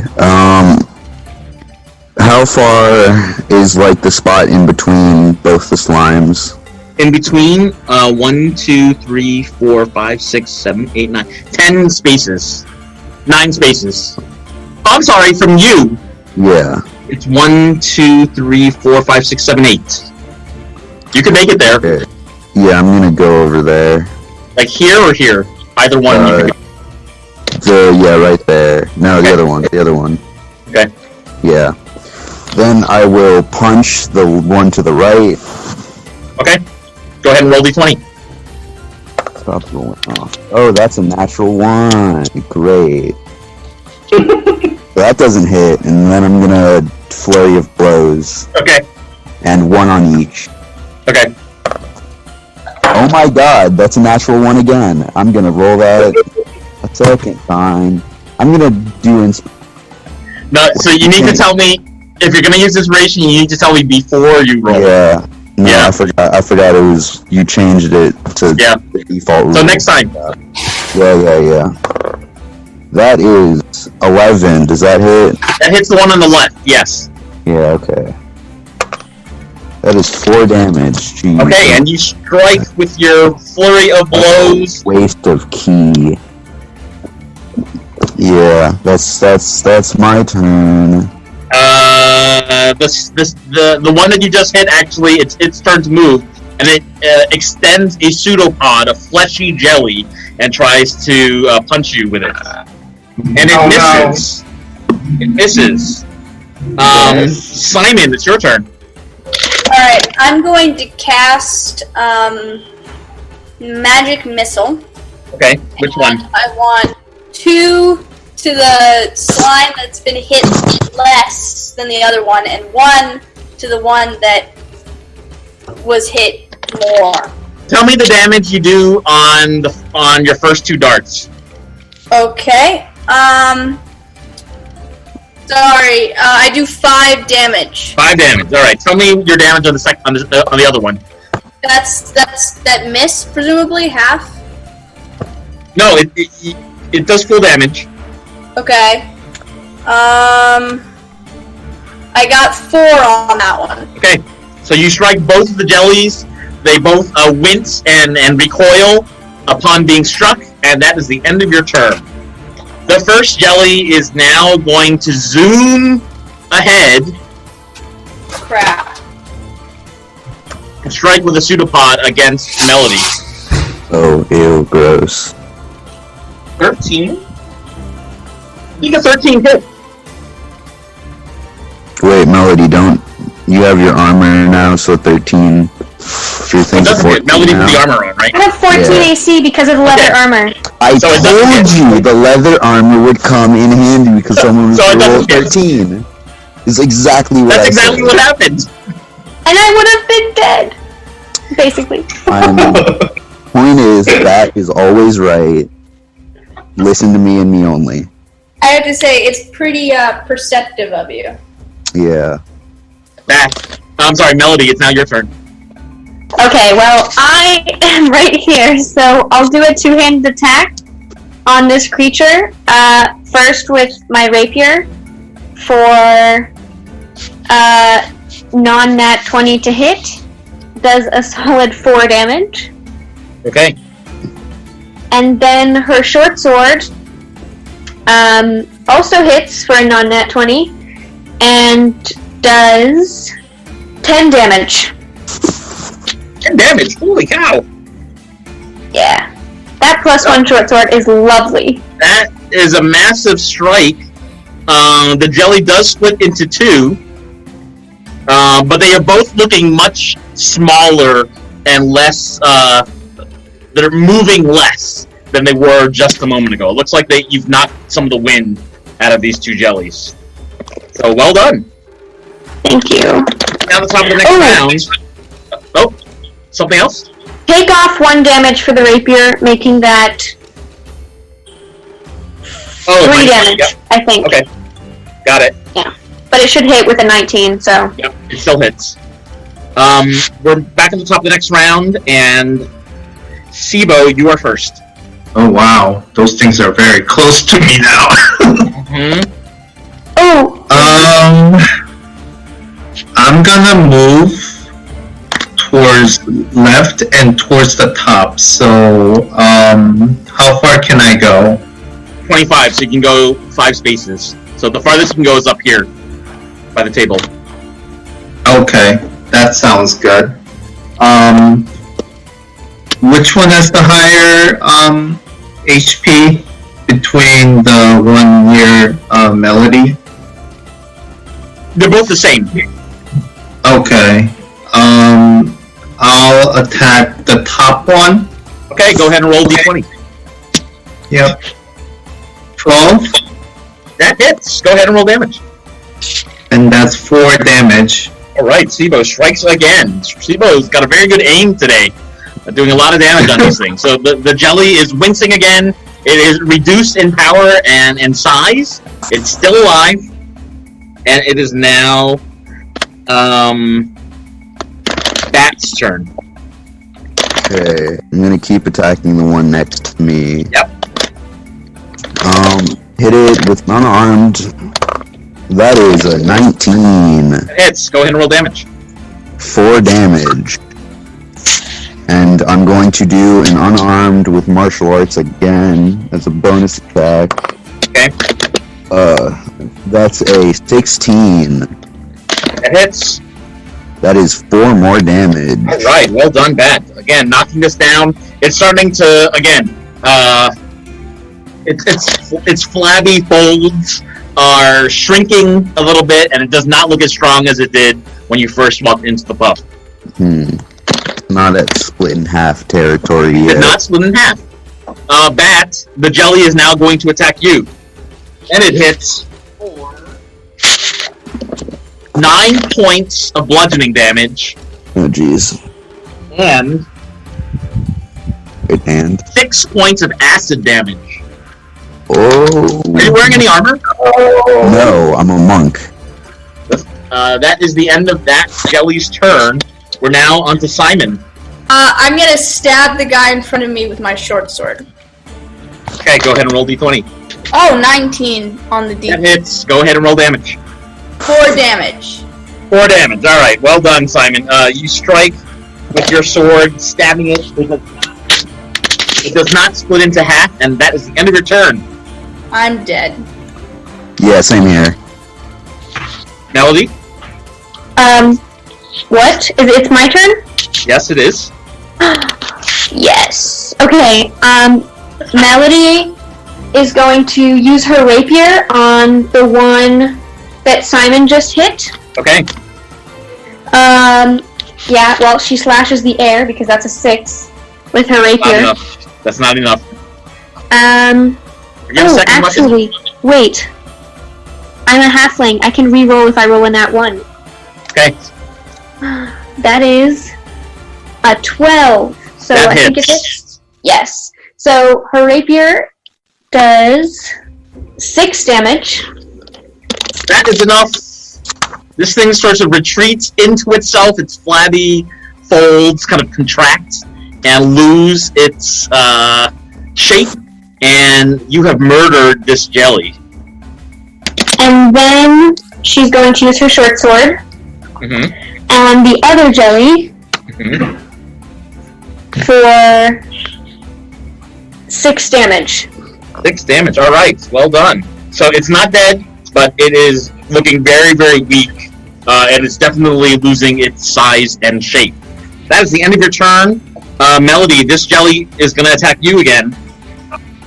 And it hits I'm out. 9 points of bludgeoning damage. Are you out? No! Oh, I'm out. Unconscious. I'm out.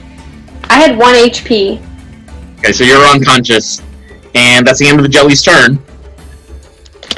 We're going to start the next round at Sibo. Alright, let's get rid of that jelly that's bothering Melody. Go for it. Yes. Revenge bow attack. Yes. Does 8 hit? 8 hits. Go ahead and roll damage. How about 6 damage? Sibo, your arrows arch through the air, land squarely in the center of the belly of this beast, and it starts to contract and fold upon itself, and it is now dead. Woohoo! Revenge done.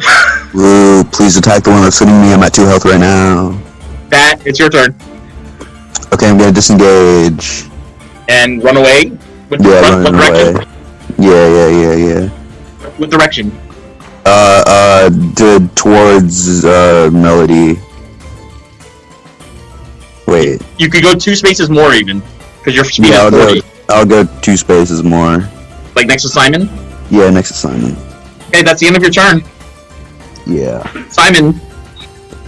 Oh, I'm sorry, Simon, your turn's not next. The jelly moves next. And the jelly is gonna go 1, 2, 3, 4, 5, 6. Ew, how much speed do you have? It's 30 speed. when emboldened by beer or mead, its speed is 30. Ew. Oh man, it's drunk. That makes It's so drunk. much more sense. It's drunk. Not like the other ones. The other ones were normal. That's the end of the jelly's turn. It is now Simon's turn. Okay, I'm gonna grab Melody and haul ass away in the direction of the door. Can I go out the door? No, it's No? she's too Okay. heavy to do in 6 seconds. It's too much. Alright. Well then, up north a little bit then, too. But you can. You can only go 2 I spaces. can't go, then that's about it. Okay, so then that Yeah. far. Melody, it's your turn. Can you roll a death save, please? I'd like to use inspiration. Okay. Ah, that's a 19. Okay, that's 1 save. Yes. We're now at the start of the next round, and Sibo, you go first. Alright, let's see if I can kill this thing. I'm actually gonna move to the right corner. Yeah, so I'm gonna try to be out of range from the jelly. Oh, that's a piano there. You can't... I guess you could climb on top of the piano. Okay. Stop there. Yeah. Alright, so my longbow. Whoa! 27! I think that hits. Could you roll damage, please? Well done. Yeah, I got a net 20 and then it was 7, so I got 27. So roll your damage and then double it. Oh, I got 13. Okay. 13 damage! Yeah, the thing is like really falling apart. It's still alive. It did not split in half. It is now Bat's turn. Cool, I'm gonna... Well, okay. How much are you guys at? Melody, Sibo, Simon, how much are you all at? No, they're fine. Hit Health points? I'm 4, which is 13. Okay, yeah, you can deal with this thing, right? If I just, like, fight it, it's pretty wounded. I'm at 2 health right now. Absolutely not fighting that. What do you do? Okay, so, since I don't want to die, and I'm not into that, Mm-hmm. I'm gonna use Thaumaturgy on the door as a bonus action. Wait, I think that's a bonus action. Yeah, it's cantrip. To blast the door open. Okay, so the door's open, And then I'm and gonna there are grab people outside. Melody screaming. and run out the door. Okay, so because of how heavy, you're dragging somebody, you can't use your full movement. And you can get this far. You can go half as much. Okay. So you are in the doorway now, and Melody, you're dragging her body right behind you. Can I make a strength save to see if I could carry better? I don't know. Yeah, why not? Okay. Yeah, that's a save or just a check? Just a Real check. quick. Okay, that is a 18. Yeah, I'll let you escape. So you are escaped, and Melody is now in the doorway. That's the end of your turn, so we're gonna go to Simon next. I will throw my dagger at it and run away. Is that possible? Yeah, you can throw your dagger and run. Well, you can't run out anymore because your friends are in the doorway, but you can run away. I'll run towards Sibo. Throw my dagger and run towards Sibo. Okay, so you can do that. Go ahead and roll your d20. Okay. I got 13. That hits. And it's 3 damage. That hits. That's the end of your turn. Melody, could you make another death save, please? Nat 20. Melody, you've come back to life. You're at 1 hit point. You have recovered. Yes. And I'll let you continue your turn. Okay. So you can't actually leave because Bat is right in your way, but you could throw something at the jelly, you could shout something. I am going to throw my dagger. Okay.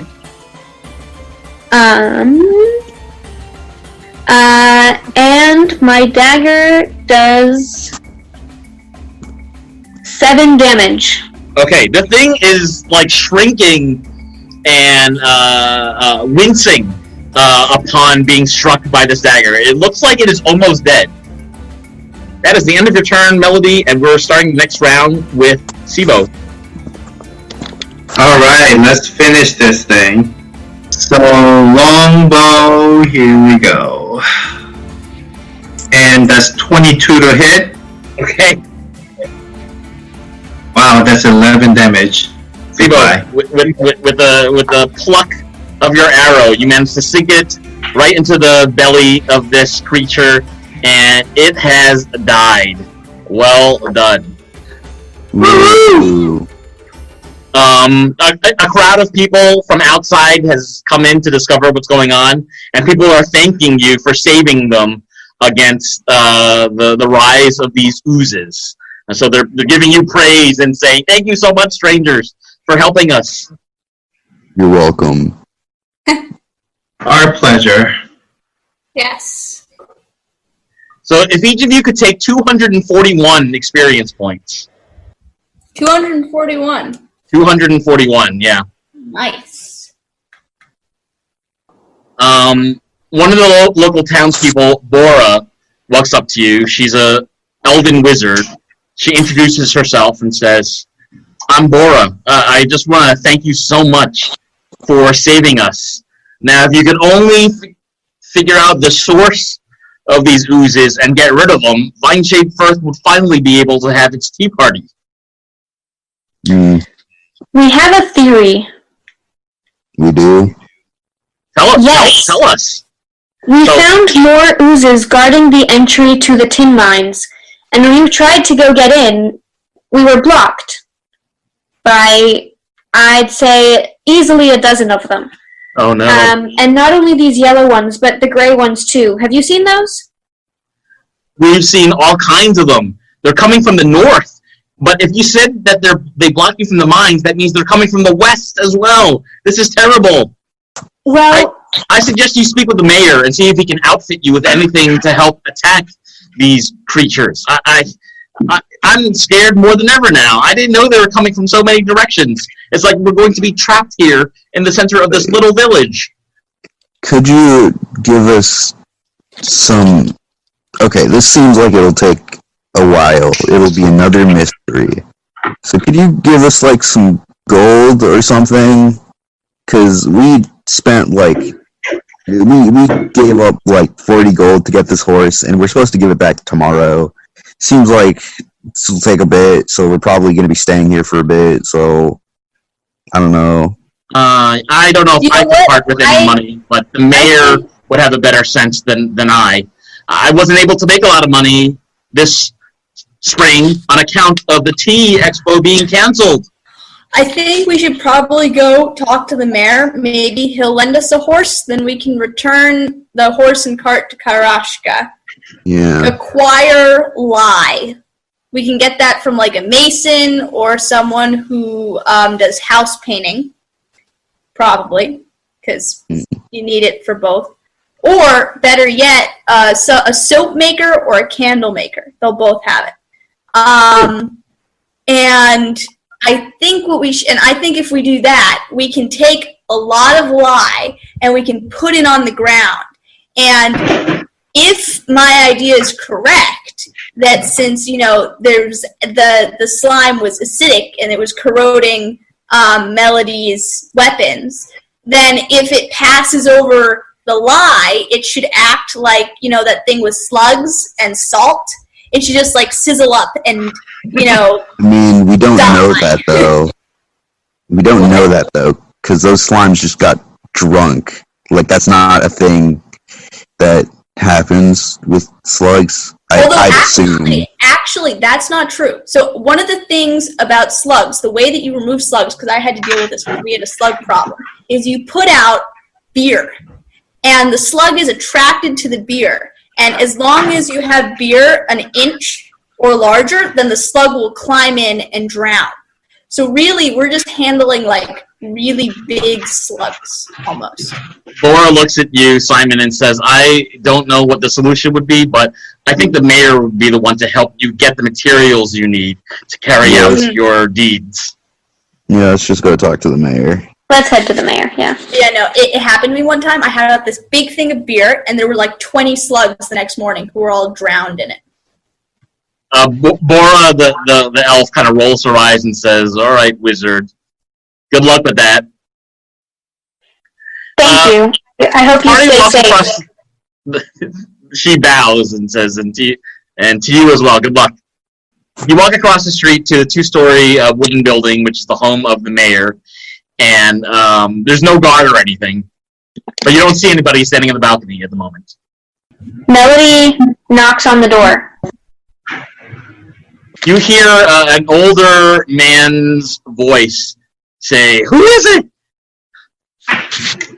It's a couple of adventurers here to help you with your oozes problems. Help me with my oozes! Yeah, come on in, the door's not locked. Okay. Opening the door. Could you all make a constitution check, please? Oh my god. Is there that much cat fur everywhere? Oh, sick. That is 20 on my constitution. Me too, I got 20. Wow. 15. Wow, okay. Melody? 5. Melody is assaulted with the smell of cat feces lingering. It's like a thick, dirty odor that's clogging her lungs. You take half a point of damage. Thank goodness, because if it was a whole point, I would be dead. So, Melody says, you guys go on in. I'm gonna watch Ninja. I'm gonna pull out my spare mask from the party and give it over to Melody. Ask if she wants it so she doesn't have a problem with the smell. If I put it on, does it help? It might. Okay. Thank you. And she puts it on.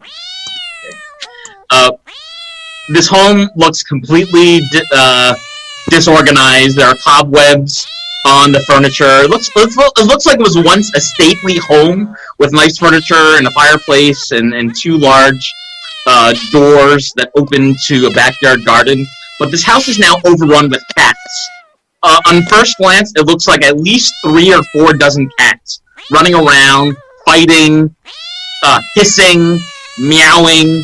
There's cat feces everywhere, and it stinks like no other stench you have encountered. And you lived in the Poor Docks, some of you, so it smells even worse than that. That's gonna he's gonna get on all fours and just kind of hiss at everything, all the cats and the gross cat things. Cats kind of disperse from that. You see a gnome, 3'1", kind of short.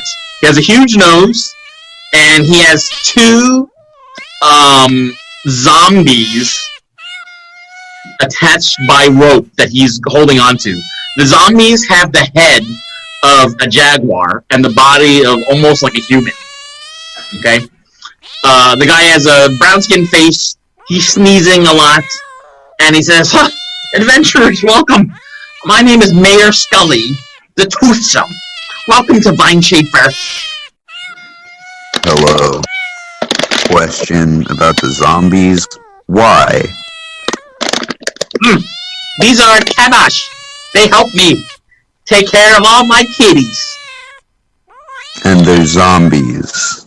Well, yeah, because they died earlier and I brought them back, so now they can still help me. Better they help me rather than be dead. You better keep those things on a leash. He starts to sneeze. I think I'm allergic to one of you. I think it's probably your cats. Not princess. he's patting a large cat with white fur and blue eyes, blue eyes, that he's holding in one of his arms, and he's petting it, and he's sneezing, and he says, "There's no way it's precious."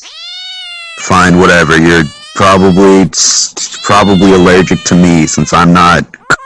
I don't know. Yeah, well, That makes you feel better. it's nice to meet all of you. Are you here to help with the oozes or something? Yes, but we need some help. Do you have any materials that we could use to help us fight them? Materials? Just the stuff that you can find here on this floor. Pardon me. I think I'm allergic to one of you. Again, if it makes you feel better, it's probably me, because I'm not a human, or gnome, or dwarf, or whatever. Probably. Well, listen, we have a problem in this town, and it's Handleton the Bard. He's got this magical instrument that he likes to play whenever he goes to the bog, and it attracts more and more oozes, and they just pop out of the ground. So I need you to track down Hamilton and just take care of him. Why don't you just kick him out?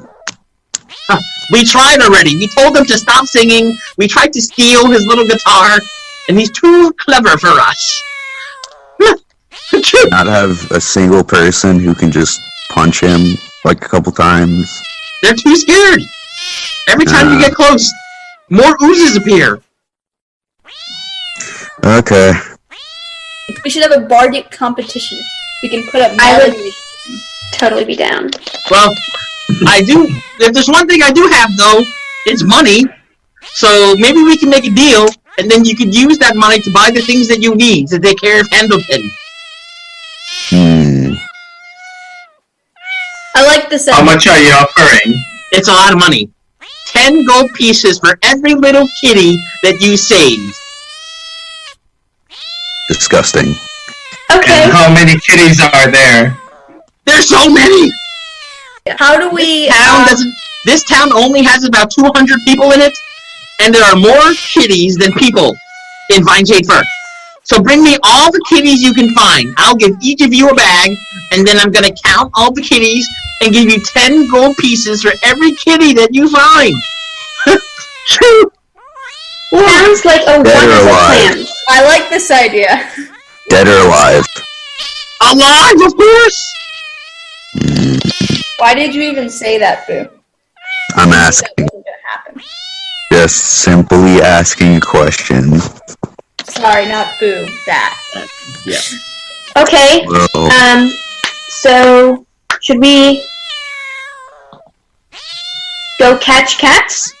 Go catch some kitties here. I'll give you all a sack. Come back in an hour. okay. Sounds good. And if I were you, I would head over to the litter box first.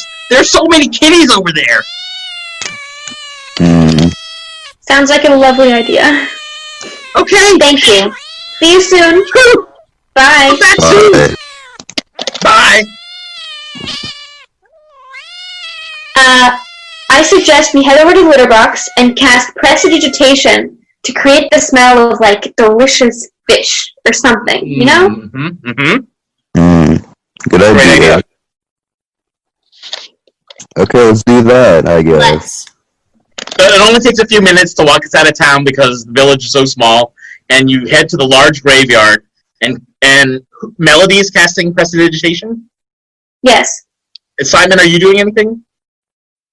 I'm gonna wait to see what happens. Sibo, Bat, are you doing anything? I'm gonna hide behind something. Or like a graveyard? Melody is going to I don't also like that. hold her bag open in some kind of way that's easily accessible to cats, like on the ground, and make sure the smell is like inside the bag. Okay, Melody, could you make a charisma check, please? Yeah. 13. Melody, two little kitties start running towards you and the smell, and they jump into your sack. Because they're kind of like pawing at each other. Okay. So I'll start doing what Melody is doing. Simon, can you make a charisma check as well? Yes. One moment. Okay, I got 8. So, Simon, a couple of cats get a little bit closer to you, but as soon as they get close and see the rest of the party, they run away. Melody would like to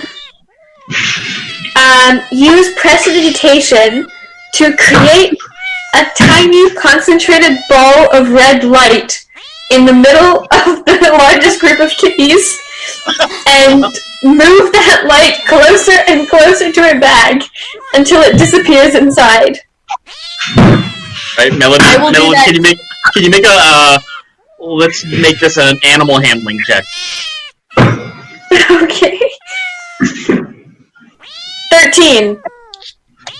More than 24 kitties start running toward the 4 of you, and 6 of them jump in your bag, Melody. 1 kitty jumps into your bag, Simon, and 1 into yours back, and 1 into yours, Sibo. Okay. Sibo and Bat, are you doing anything else? This will take a long time if we're gonna catch at least 200 of them. I'd say we should just... You know what, that's probably kind of dark. I was gonna say let's just scare them into the bag. But... Whatever you want to do. The phrase about hurting cats. I think that would fall under this one. I don't know that phrase, so I'm gonna assume it's not true, or not even real. What? I can't do anything in this situation. Just roll my, decent animal handling. Can Melody use the laser, kind of the red dot kind of idea, to send cats into Bat's bag and Sibo's bag? You can cast that same effect 3 times simultaneously with prestidigitation. Really? Cool. Can I do Yeah. that too? You can. Okay, I'd like to do that as well. Okay, so between the 4 of you, you have these 6 kind of huge red laser lights all pointing towards the center of your sacks. And Melody, you're able to attract another 8 kitties to jump into your bag. Simon, 4 kitties jump into your bag. Okay, so I have 5 total or 4 total? I think 5 now. Simon, Sibo, you get 1 more. And Bat, you get 3 more kitties to jump in your bag. Ew. So does that mean I have 2 kitties So far. in the bag? So far. You should keep track. Okay, I think I have a vague idea. I'm gonna use thaumaturgy and make the noise of hundreds and hundreds of rats and mice in my bag, so the cats are attracted and they decide I shall eat the rats and mice. But then they just get in the bag. It works. And another 2 cats jump into your bag, and a couple more cats start circling around your legs, Bat. It's at this point that you notice that Wasabi Gross, is a little confused by all these rat noises. No, I'm gonna try to get him to stay in the cloak. Gonna get him with the chicken that I took to get him to stay. Sibo, what are you doing? So, can I roll for animal handling? And what are you gonna do? Just try to grab cats? No. So I am going to look at the herd of cats and see if I can look at find the alpha one and perhaps herd them into the bag. Okay. Go ahead and roll a d20 for animal handling. We're gonna make this yeah, we can do this. So If you're it'll be using Beyond, 21. it does it for you. 21? So how do I roll for that? Oh, Click there's directly on the box. has the Oh, dice okay. that has the die. Yeah. So if you have a Okay. +2 bonus, you click directly on the +2, and it calculates all the bonuses and penalties to you. Oh. So I rolled 17, and then I'm adding the bonus 4, so it'll be 21. So, Sibo, you don't quite notice a single alpha cat, but you do notice a few tomcats and, like, female cats surrounding those tomcats. They seem to be coming from a westerly direction. Okay. But there's definitely more than a few dozen cats still in the litter box. Is it possible while this is going on, can I try the red dot thing again? Or is that Yeah, like... you can. Yeah, okay. I'd like to try the red dot thing again. And so will Melody. It works, and both Melody and Simon get 5 more cats in their bags. Solid. Bat gets 1 more, and Sibo gets 4 more kitties. Okay. Keeping track of all Melody's... the cats. I hope you're keeping track. Oh, I wasn't. Oh my god, I thought you were. Also, can I use I'm keeping track. can I use minor illusion to make the laser point, but like a lot of them towards our bags? Okay. It works, and Sibo, you get another 5 kitties jumping into your bag. Melody, Simon, and Bat, you each get 3 more kitties to jump in your bags. Alright, and Wait, how many... cat. We get 10 gold per cat, right? Mm-hmm. Yeah. Melody, your bag is like really full now, and because you're a halfling, it's going to be really difficult to drag this all the way back by yourself. Okay, Melody's gonna close her bag and hold it shut? Yeah. Yeah. So, Melody, I have a question. How many cats are in the Sibo bag? Okay, one moment. Let's go with 11. Okay. 11 sounds right, because I think I missed something. Yeah. Sorry. So, can I still carry more? It's starting to get a little bit unwieldy because you are also a gnome, so, but you can get a few more. Okay, I'll do Okay. the red light thing again for me, Sibo, and Bat. Bat. Simon, 5 more cats jump into your bag, and it's now starting to become like a cat fight inside of your bag. I'm done. I close up the bag, I tie it. And Sibo and Bat, you each get 2 more cats that jump in your bags. Okay. Okay. Sibo, it's probably time to start hauling this bag back to town. It's too much. Okay, I'm gonna close. Yeah, I'm gonna close and head out. Okay, so the party makes their way back to the mayor's place, and he's still carrying Princess on his arm when he opens the front door and says, more kitties! Let's count them all, and I'll give you each a handsome reward. Thank you. The mayor is so, he's experiencing such glee. He can't quite even hear you over the sound of all the mewling and yowling happening in his home right now. It looks like there's over 100 cats in this house. And he started to break out in rashes over his gnomish face. Mm-hmm. And he says, come back in a few days. Maybe I will have more room for more kitties. Okay. But today, this is quite enough. You've done a great job. I'm going to give you all the gold that you deserve. Thank you. And that is how much gold? Sibo, Simon, how many cats did you have? I got 17. so it's 170. Sibo, 130. Max, I'm not sure yet. And Melody, not sure yet. But he's going to do you good. Melody has So it's 10. 10 gold? I'm in the hundreds now. Money. Trick. Yeah. You want to use this money to level up and buy scroll components and spell components. How much is it New going to be to spells? level up? Haha, imagine spells couldn't be me. It's 200 gold to level up to level 3. Tomorrow's going to be broke again. Wait, how much to level 3? 200 gold. 200. Okay. That's We have to come back in a few days. Yeah, exactly. We should wait 2 days to come back. Wait for the cats to multiply and then come back. This guy's house is going to turn into a cat nest.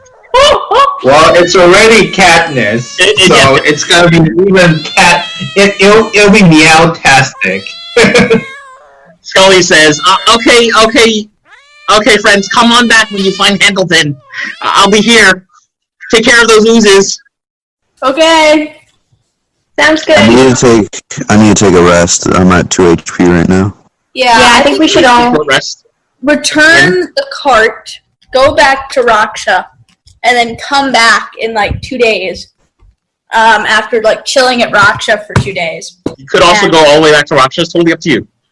We have to return the cart and horse by this evening, right?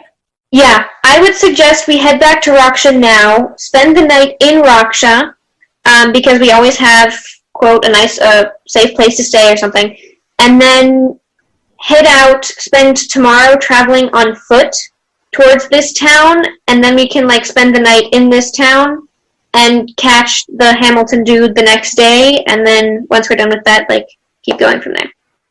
Yeah. Everyone's in agreement?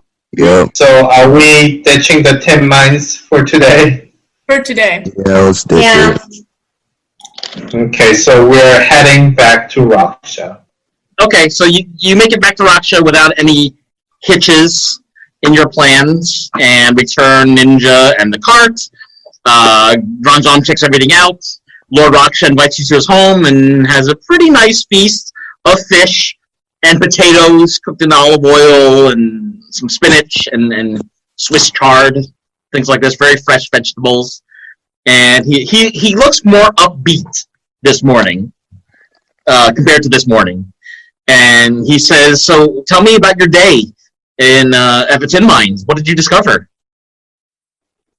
We didn't get to the tin mines. We discovered that the tin mines are blocked by a horde of oozes made of acid that hurt weapons and armor.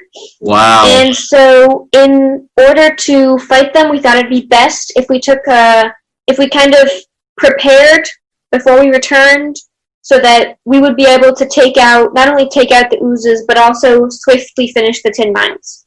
However, we did discover that there was a bard who was probably causing the ooze problem, and he may have also caused the other issues here in Rakxe. So it sounds like before you go back to the tin mine, you need to get some new weapons, which you can do here in Rakxe, then eliminate this bard, which will eliminate the oozes, which will grant you access to the road to get to the tin mines. Yes. That was a lovely plan. Do you want to borrow my cart for more than 1 day? That would be very helpful, sir.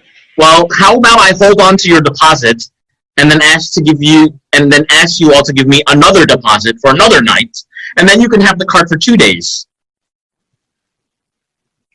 Okay, so what is the additional It would be another 50 gold. deposit?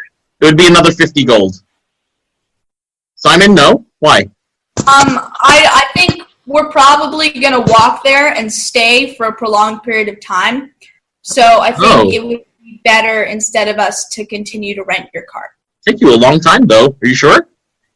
Up to you.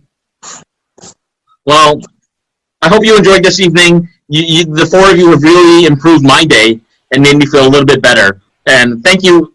Thanks to the bard, in fact, for singing that lovely tune. This is the kind of help that I need to get back on my feet and figure out how to help myself and help this city again. Anytime. Listen, it's only around 8 o'clock. If you make it back to town in time, I bet you can still stop at the blacksmith's before you go to bed. Thank you for the suggestion. It sounds like a good idea. Good evening. Good evening, party. I hear they're calling you the Bonfire Crew. Is that your name? Yes. Good evening, Bonfire Crew, and Godspeed and Ilmater be with you. Good evening, Rakxe. Ilmater be with you too. Okay, so it's around 8:30 at night. So, are we leaving the Rakxe Yes. estate? And did Melody and Bat get their You got your refunds? deposit back, yeah. You got Yeah. your deposit Yeah. back. All right, so you make your way back to the center square in Rakxe. It's right after 9 o'clock, and the blacksmith shop is still open, though it looks like he's closing up for the evening. He waves at all of you and says, "Oh, it's the fearsome four, the bonfire crew. Can I help you this evening?" We were wondering if maybe you'd have a moment to exchange, buy, sell some weapons. Yeah, what are you looking for? Well, I have a rapier here, and I'm wondering how much you would take for it. Well, it's damaged. I can tell you that. The most I can probably give you is 3 gold. Okay, I'll It will do that. do you no good to keep it like this, though. I gotta say, the corrosion could get worse over time. I'll take the 3 gold for the rapier. You got it. How much would you take for my net? I'll give you 4 silvers for that net. It's not I really think worth it's a it. bit more than that. If you're not using it for fishing, you might as well give it to me. It's not worth it. We could use that net for other reasons. Agreed. I think it's all right then. I'll keep my net. Do you happen to have a crossbow? Yeah, we sell crossbows. I have a few in the back. Looking for a heavy crossbow or a light crossbow? Light crossbow, preferably. Yeah, it does 1d6 piercing. The range is really good, up to 120 feet. We're selling it for 75 gold. Okay. You need some arrows with that. How much would the arrows be? How about I give you a full quiver of 20 arrows for 1 gold? I mean, the arrows sound like they're a good price, but the crossbow sounds like it's a bit much. Well, how else are you going to toss these arrows at an enemy? Are you going to throw them? You have a point. You have a Didn't point. think so. I'm sure I do. Do you happen to have a sling? Sling, yeah. 1 silver for a sling. And we have some ammunition in the back. Heavy rocks. Could I have that sling? Yeah, 1 silver. All right, here you go. And would you like some ammunition? I would. Yeah, it's another silver for 20 rocks. Sounds great. Okay. Pretty decent for a ranged weapon. It does 1d4 damage. Thank you. Around 20 rocks. They're like pebbles. They're not like rocks. Can I get any of the rest of you anything? I'm kind of getting tired today. This is my first day back open ever since the heathens were run out of this city.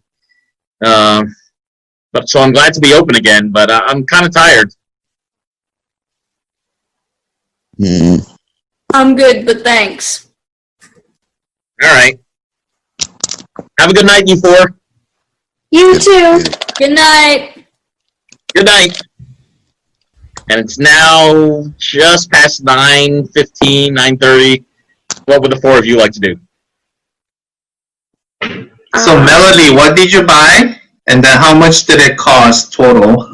I have a sling for 1 silver and a solid 20 rocks, pebbles, for 1 silver as well. Oh, okay. So, and then that's how much damage? The sling actually does 1d4 plus 3 damage for me. Wow, that's actually pretty good. Yeah. And apparently I'm proficient with it too, so I've got plus 5 to hit. So, yeah, with that range weapon, I think we'll probably be much better with, not try to die or whatever. Yeah. Okay, so what you guys think? What should we do? Sleep? Yeah, sleep. Sleep. Are you guys gonna, so you guys can choose to sleep at the Poor Dogs, or you guys can sleep with us. Well, like sleep at, Monastery, where it's like dormitories. There are plenty of rooms, last time I checked. I'm okay. I'll go back and sleep in the Poor Docks. Same here. But we can Okay, meet so, in the square tomorrow. okay. So when are we meeting? At 8 a.m.? Sure. Sounds good. Okay. Okay. So everyone's going to go retire for the evening. Go ahead and heal all your hit points. Replenish your spell slots. If you are studying new spells for the night, now would be the time to do that. And we're going to wake up again and meet up in the middle of the town square at 8 o'clock. It is still the month of Spiban. It is Donnerstag, the 22nd of the month. It is a nice, sunny spring morning. There's a light breeze. And the four of you find yourselves talking about what you'd like to do today. I think we were gonna head back to the town. Yeah, do more of the cat stuff. But we've got to talk to Tomek before we leave. Oh, right. Oh, wait, why were we doing that? Because he wants to see us again. He's such Oh. a sweet guy. Okay, let's go back to Tomek, I guess. And he might have an interesting item for us. Yeah. The four of you make guess. your way to Tomek's place, and you see runic symbols on his door and floor again, things painted in chalk, no longer washed away by the rain. Melody goes and knocks on the door. There's no response. Okay. Thaumaturgy, open the door. Does Melody Slam the door know if he sleeps in late? Wait, so what's happening? Thaumaturgy, open the door. Door slams open. The door slams open. You see the same kind of mess that you normally see inside, and it looks like the bed is neatly made. You can see the bedroom directly from the front door. Is anyone in the bed? Nope.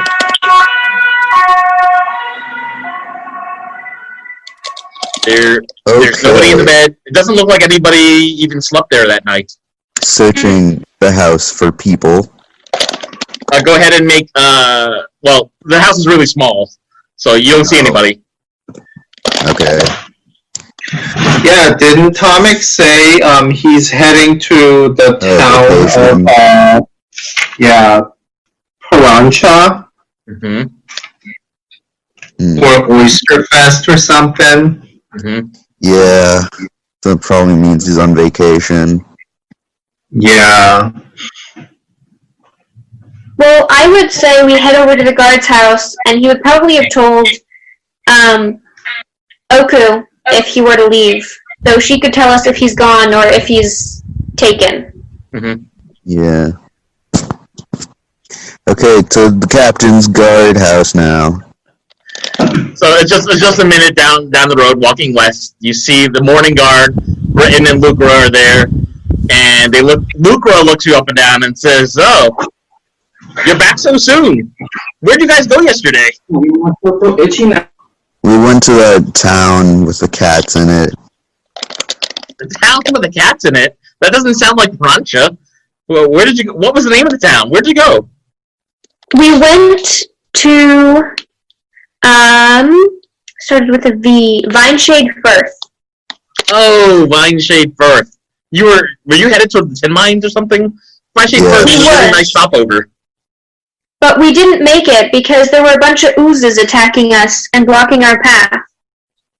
How many oozes? At least a dozen. Dozen oozes. That does not sound very good. No. Did you fight? We did, but we didn't fight those. We fought their scouts, I don't know, the first two that we saw, and then fled the big 15 ooze mass, Wow. and went to go to the tavern where we fought two more oozes, And It then sounds like a mighty dangerous town. I know. What's up with all this going on? It used to be so peaceful. You're right about that. I guess that means they canceled the tea festival this summer. They did, but they're trying to get it back on. Maybe if someone were to take care of the oozes. Yes, we understand. We're taking care of the oozes.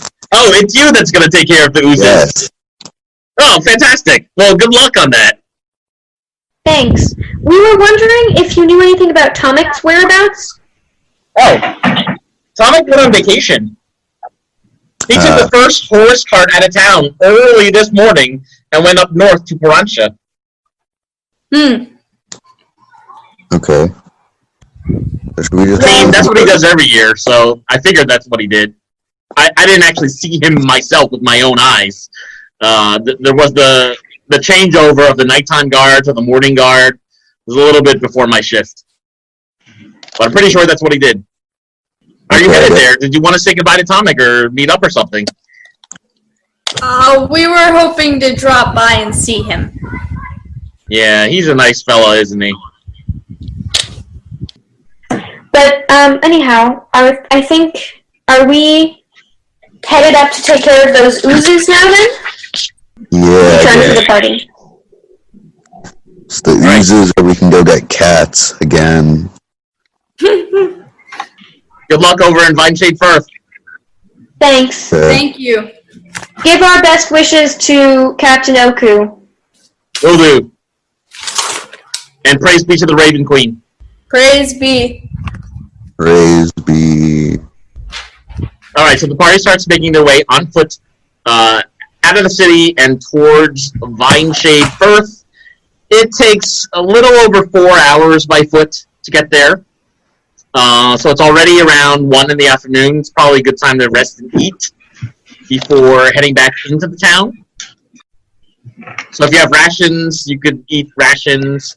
If anybody wants to do a nature check, just let me know. Maybe you can forage some things in the forest or something.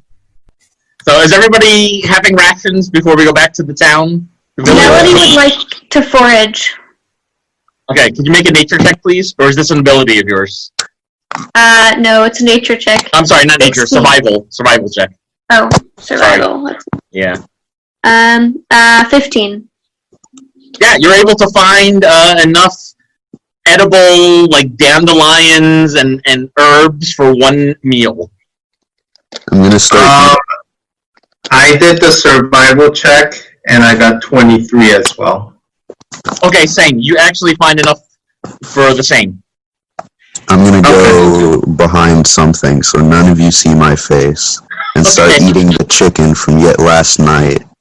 Okay. it still tastes pretty decent. Cool. I hope he really doesn't get food poisoning. I've probably eaten worse. I live in the Pordox. Come on. Wait. My immune system is probably godlike as I live with rats and eat, scraps on the floor. So it's almost 2 o'clock. Everybody's fed and hydrated. You can see from where you're standing, you can see the litter box. And there are definitely not as many cats as there were yesterday. But if you stand and concentrate, you can count that there's at least a dozen in the graveyard.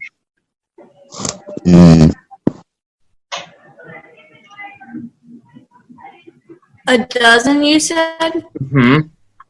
Okay, do we have bags? I don't know. Let's go talk to the mayor first, see if he wants more cats. Yeah. Okay, going to the mayor's office or house. I don't know. You make your way back to Mayor Scully's house, and he's coughing and wheezing. He has rashes everywhere. He's carrying Princess on one arm and another little baby kitty that you caught yesterday in his other hand. And the little baby cat is like pawing at him and trying to jump out of his hand. And he says, "Oh, it's the 4 of you!" Excuse me. So, did you find Hamilton? No, we went back to the other town. We had to go home and rest up so that we would be strong enough to find and take care of him today. Oh, why didn't you rest here? We have an inn. We had to return our cart and horse. Or not return it, but we had there's stuff going on. Well, I paid you a pretty penny yesterday. You might have enough to buy your own horse and your own cart.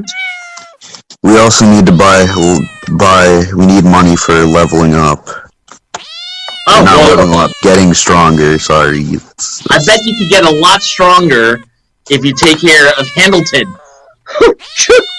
I'm sorry. I'm allergic to one of you, I'm sure. Okay. Do you want more cats? I mean, I do love cats, but I'm not even sure I have enough room in my house for all 97 of these kitties. I put them in every room, in the basement, in the attic, even in my own bedroom. And I'm not sure if I should take any more cats just yet. Okay. Is there anything that we can make money off of you? Is there anything we can help that would make some money for us? Take care of Hamilton, and then we can have our tea expo again. Okay. Okay, we'll make sure and try to do that. We'll take care of Hamilton. Thank you for your time, and I hope you feel a bit better. Okay, I wait, hope before so, I too. leave. Isn't that Before right, we leave. Princess? We're gonna feel better, aren't we? And Before I Princess- leave, I gotta smack you with reality real quick. You are allergic to those cats. There is no way you are not allergic. And I do not feel comfortable bringing you these cats that are killing you. I know my whole thing is I want to punch things real hard, but I don't feel comfortable slowly killing you by giving you these cats. He looks at you, astonished, and says, I could never be allergic to Princess. Princess loves me, doesn't she? And he kisses Princess on the lips. I don't care how much you love that cat. You are allergic. You are sneezing everywhere. I left for I know I said, oh, you're probably allergic to me because I'm not a humanoid, not a gnome or a dwarf or a human. But you are 100%. I left. You're 100% allergic to these cats. You have to be. There's no way you're not. Because you have so many around you.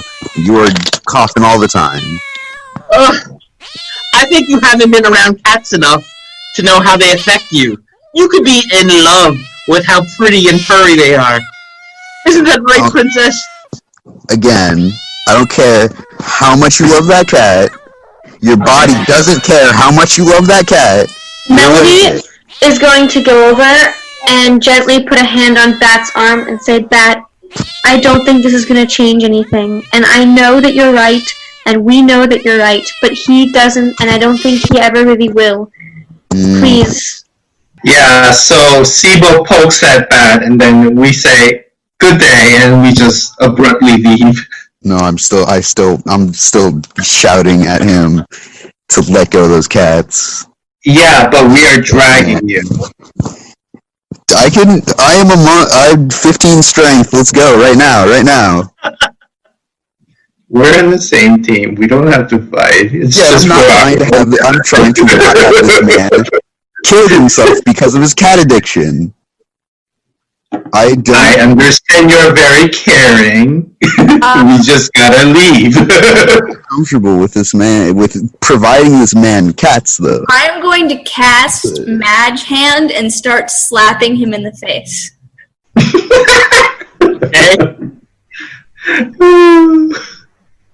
Can Melody reach the Mage Hand? Is there any way that she can, or is that even tangible? That I don't know. I don't know if you can touch Mage Hand. I think it's tangible, but I don't think you can touch it. It's like, It's a floating hand. Yeah. I imagine it is, blue. Yeah. Melody is going to try and put her own hand up to block the blows. Okay, the hand's gonna start, the hand's gonna go around behind, Bat's head and start hitting him there. I mean, Mage Hand doesn't do it. Mage Hand doesn't do anything. This isn't helping. Yeah, you Stop. It's not doing any damage, and it's kind of funny. Not funny to me. Hmm. Boom. Yeah, Mage Hand is not meant for that kind of action either. Not really. Yeah, like it's not like it can really. It's not like it's doing anything. It's just kind of being annoying. Okay, so we're out of mayor's office. Now, what do we do? Let's go to the find the guy, I guess, because that'll give us money. So that's the bard that's drawing. Yeah, the bard. So that's his name is Hamilton? Yeah. All right, I'm dropping the hand now. Okay. Okay, we can be civilized here. Let's be civilized. Can you all make a perception check, please? Yeah, sure. Why did you slap that man in the face? 17. Eption. 4. Sorry, that was my brother. That's a 10 for my perception. Sivo, 17. Okay, Melody, you hear a bardic instrument of some kind of guitar or lute, coming from the direction of the litter box. She's going to say, I think I hear him in the litter box, and head over that way. Hurry over that way, actually. Okay. You make your way to the litter box, and on the other, and there are a couple different entrances to the litter box. On the other side of the litter box, you see a number of oozes that aren't moving, and a bard singing to the oozes while strumming a guitar. The bard is elf. He's an Eladrin elf bard, light tan skin, 5'11". Looks like he's in his late 50s. He's wearing a long coat that looks like a musician's coat.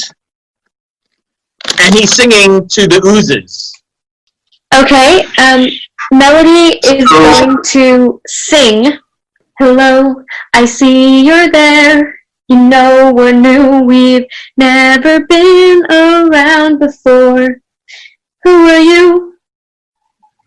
He sees you and kind of waves with his hand and sings to you.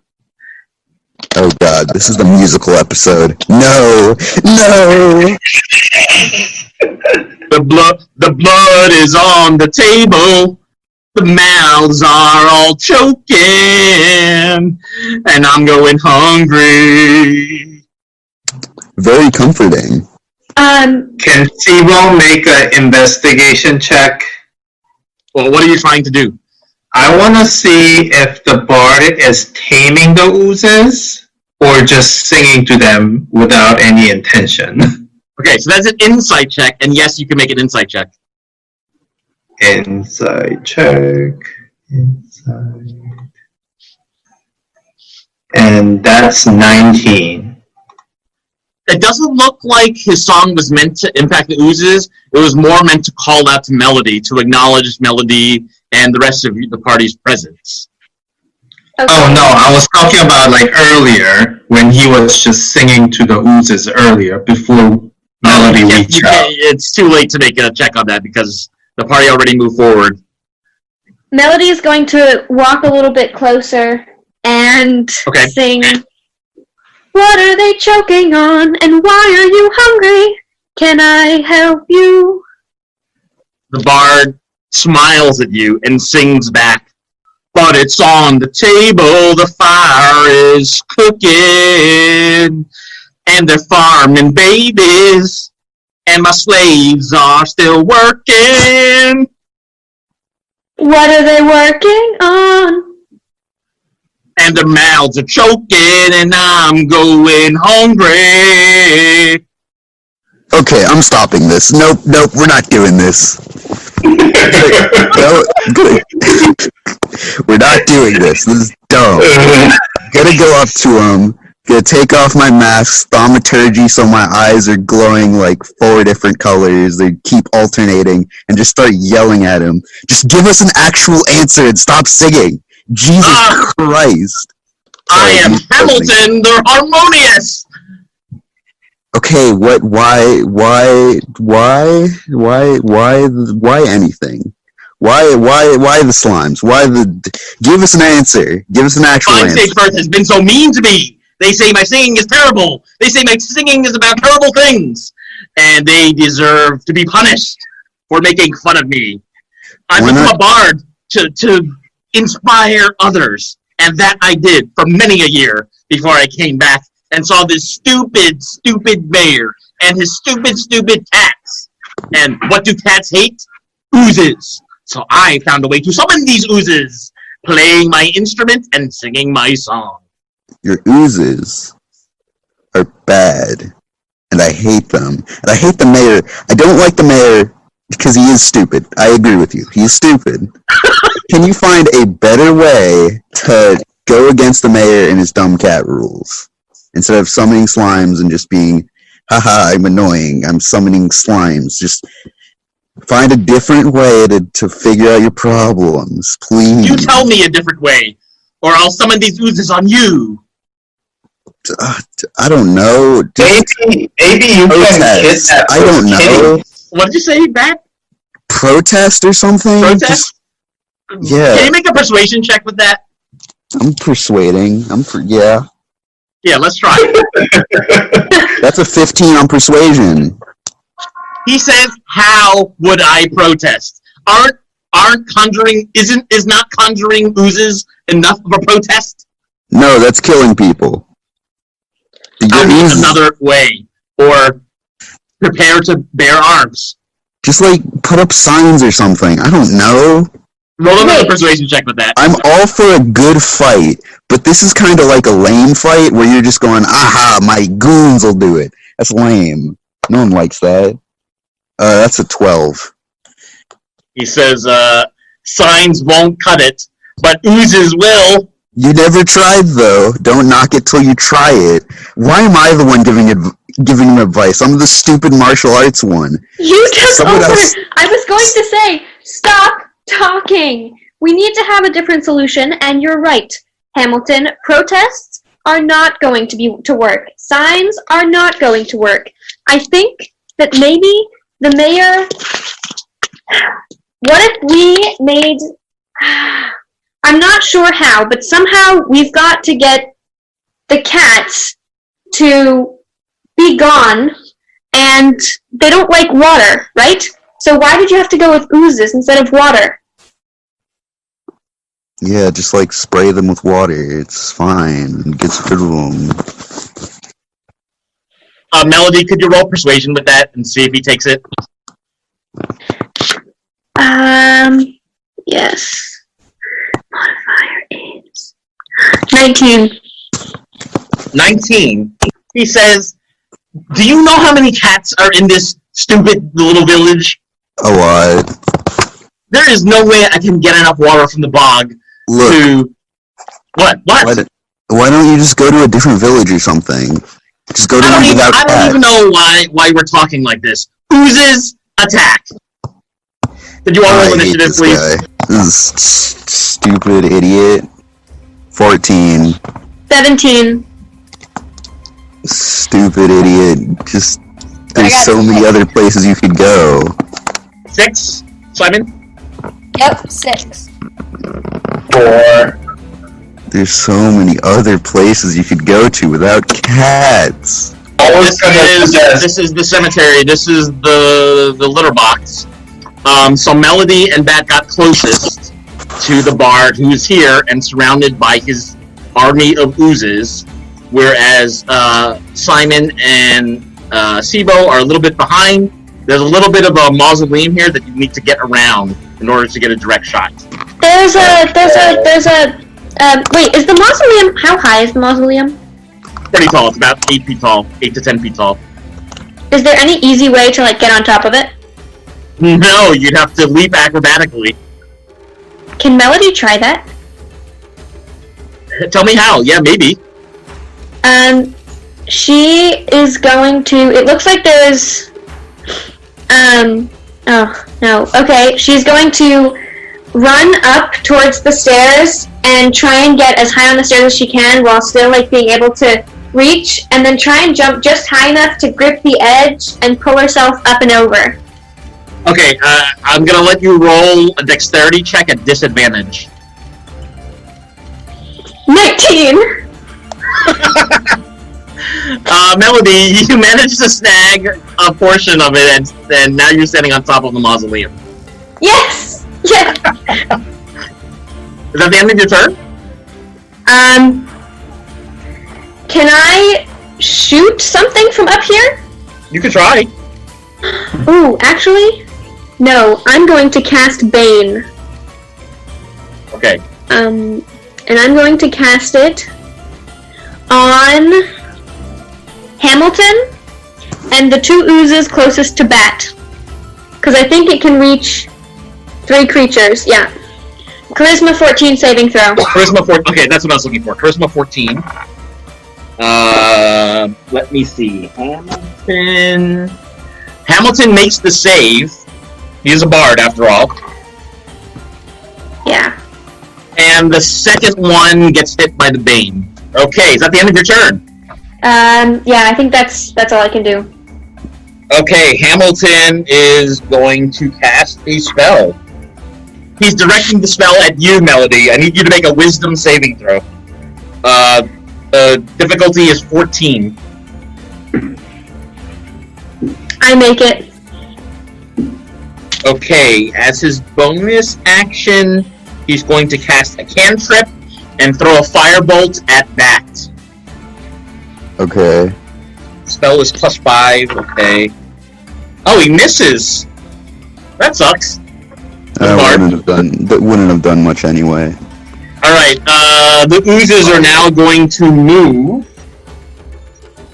And they're all really slow. They each move 10 feet.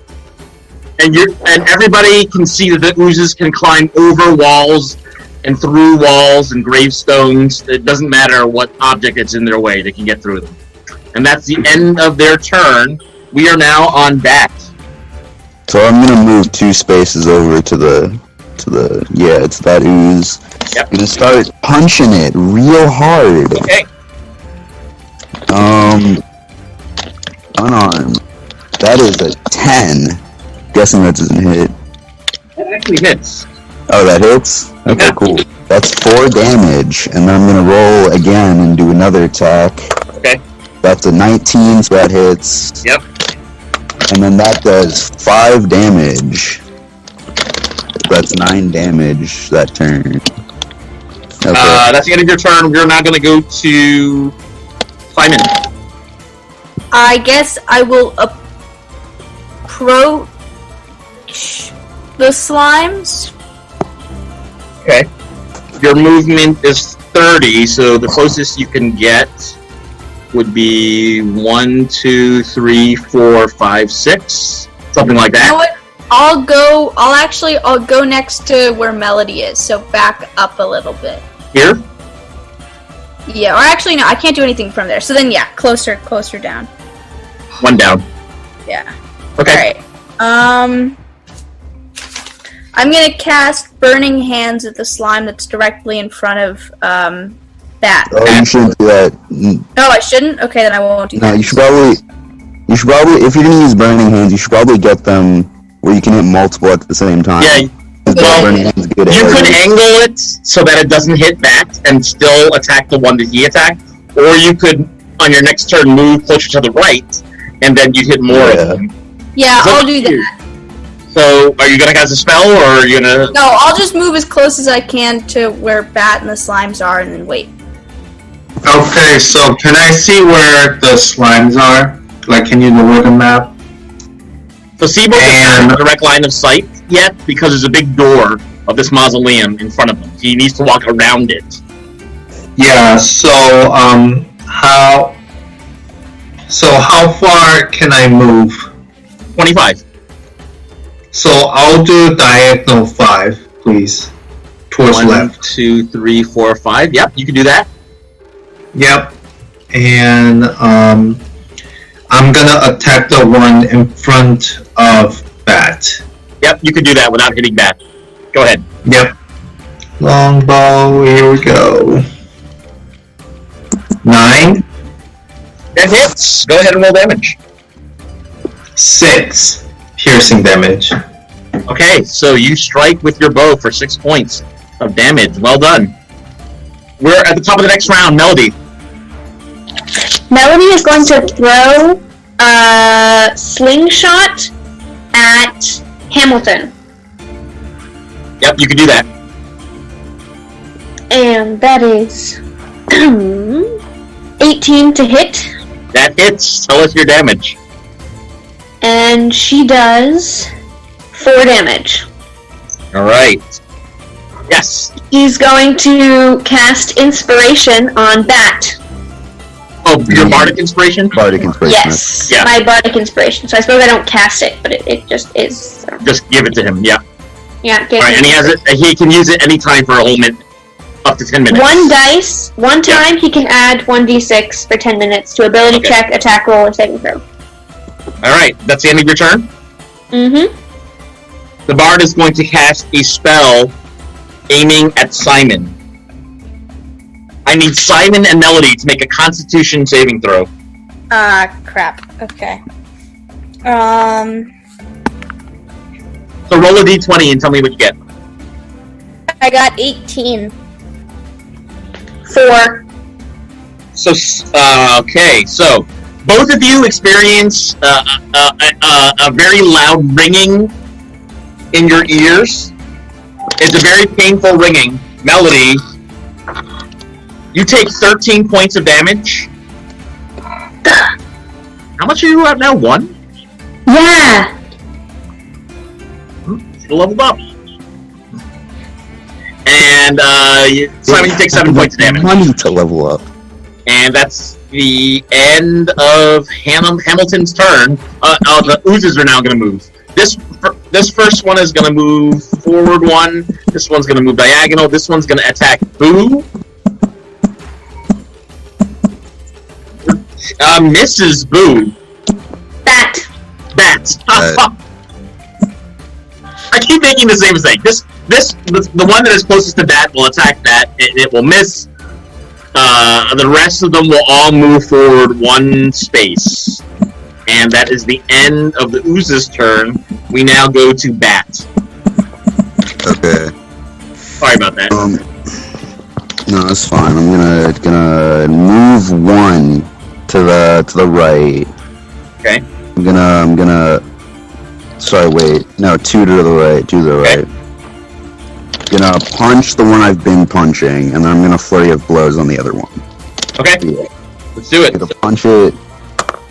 That is a 14 damage, or not 14. 13. Yeah, you hit. Okay. 13 to hit. Sorry. Yeah.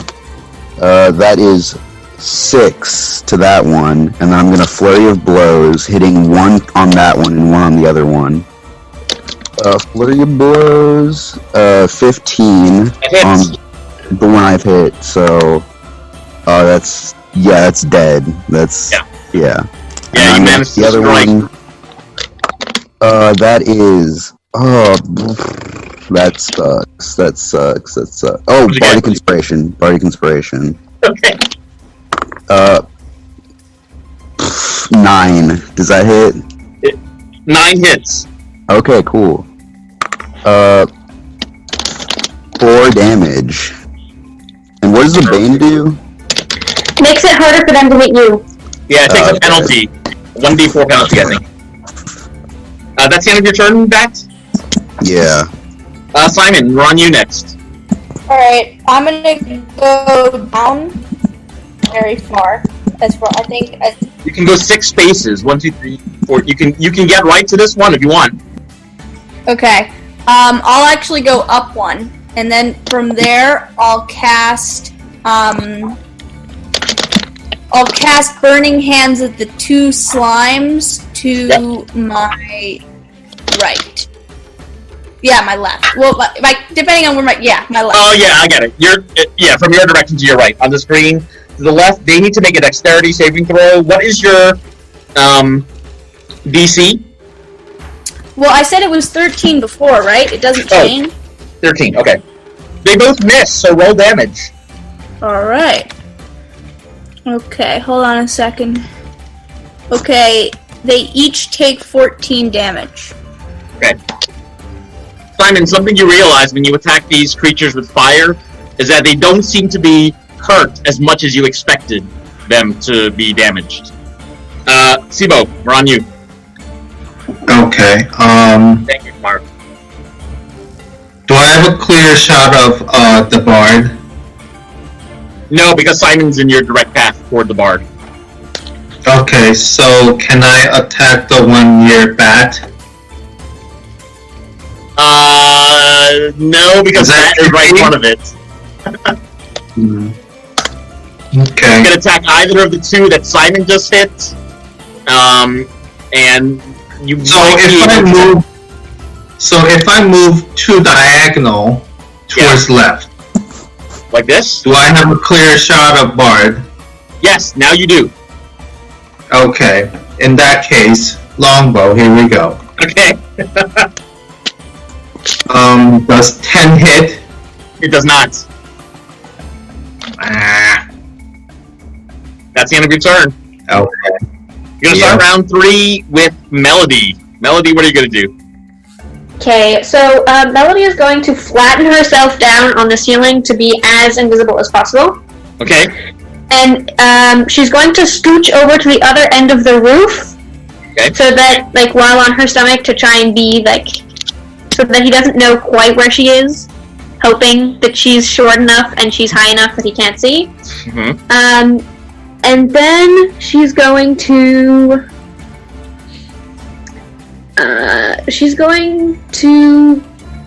cast Vicious Mockery. Mm-hmm. And and let's see if she can do this. And say, you call yourself a bard, and yes, maybe you can carry a tune, but you need to learn how to sing. Okay, what's your DC for? That's a Wisdom 14 saving throw. It's like Bard v Bard, so I don't know how efficient, how Bard v Bard. effective. He misses, so he takes 1d4 psychic damage and has disadvantage. So go ahead and roll psychic damage. Cool. For disadvantage, does that mean I roll twice and he takes the more damage? No, he takes disadvantage on his next attack roll. Oh, yes. That's 2 damage. Okay. He is stung by your mean-hearted insult and mockery. She's also going to give Sibo inspiration. Bardic inspiration? Yeah. Yes. Okay, so Sibo now has Bardic inspiration. Some of you still have regular inspiration as well. And Melody's at the end of your turn? Yes. Alright, Hamilton is now going to cast a spell on Simon. Simon, I need you to make a wisdom saving throw. Got 9. Simon, you take 14 points of psychic damage as these incredibly harmful whispers enter your senses. Jeez. Okay, not good. No, I believe you are now unconscious. Oh, I have 1 hit point. You were at 8 before, though. Oh, then yes, I am unconscious. Yes. That is the end of the bard's turn. Oh, no, I'm sorry. The oozes are going to move. This one's going to move up 1. This one's going to move up 1. This one is going to attack. It has Bane. It will attack and... Oh, uh-oh. Even with Bane, it strikes at Bat. Okay. For 3 points of bludgeoning damage. Oh, okay. That's fine. This next one's gonna move up, this one's gonna move over, and this one is gonna move over, and that is the end of the enemy's turn. We're now gonna go to Simon. I need to make a saving throw, right? A death save, yeah. Okay. Death save, that's what I meant. Okay, I got 15. Okay, so that's 1 death save, so... Yeah, we'll give you a +1. Alright, that's the end of your turn, so we go to Sibo next. So do I have a clear shot to the bard or no? Not anymore, because this ooze is in your way. Alright, so I'm gonna attack the one in front of Simon. Okay. 13 to hit. That's a hit. Go ahead and roll damage. 10 damage. 10 damage. Well done. It's definitely starting to contract and shrink and recoil at that arrow going into a major thick section of its body. So well done, Sibo. That's the end of that round. So we're going to start the next round with, once again, Melody. Okay. Melody is going to cast Vicious Mockery again. Okay. This time she's going to say, I suppose because other people don't like you, you had to make oozes so that at least something brainless would come to appreciate you being here. Wonderful. Wonderful. You know, I'm gonna give you a clap for that one. That was a good insult. Good job. Thank you. You got a 13. What's your You're DC? slowly getting better. 14. Oh, he just misses. So he takes 1d4 psychic damage. Go ahead and roll damage. That is 3 damage. We are going to go to that. Wait. Melody is going to use her bonus action to cast Healing Word, I think it is. Yeah, Healing Word, yeah. On Simon, so that he's not dying. Okay. Nice, thank you. You're welcome. And go ahead and roll is hit points. 6 hit points. Okay, so Simon, you're back to like the 6 hit points and you're alive in your next turn. Nice. Okay. And it is now the Bard's turn. The Bard is going to cast Healing Word on himself. All of my 2 tiny rounds of turns of damage are undone.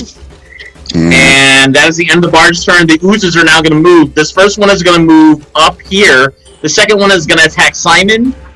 A pseudopod jumping out of it, and it misses.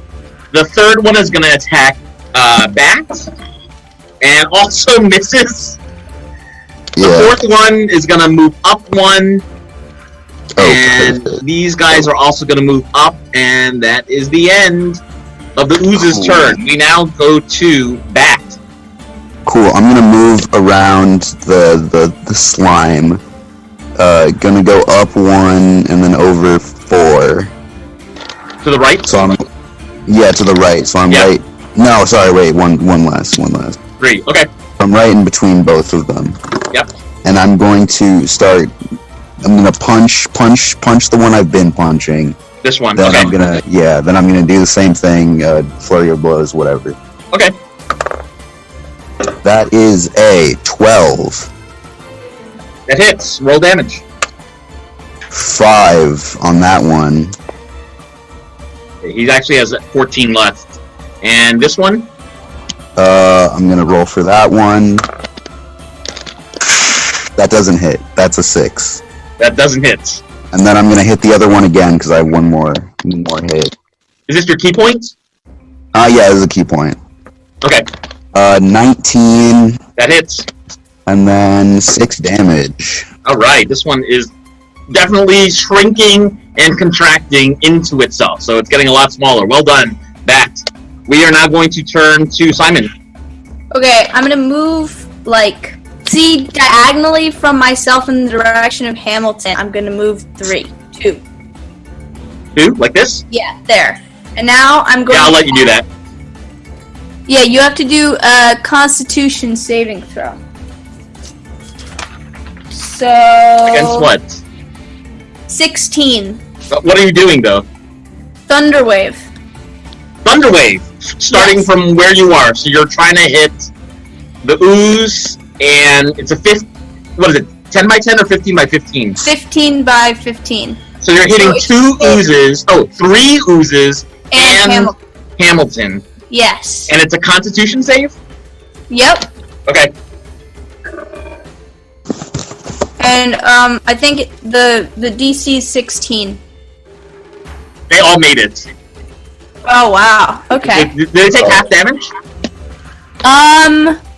Let's see. Let me see. I'm looking it up too. Yes, on a failed save. No, on a successful save. Okay. So, let me roll and see how much damage they all take. Yeah. Okay.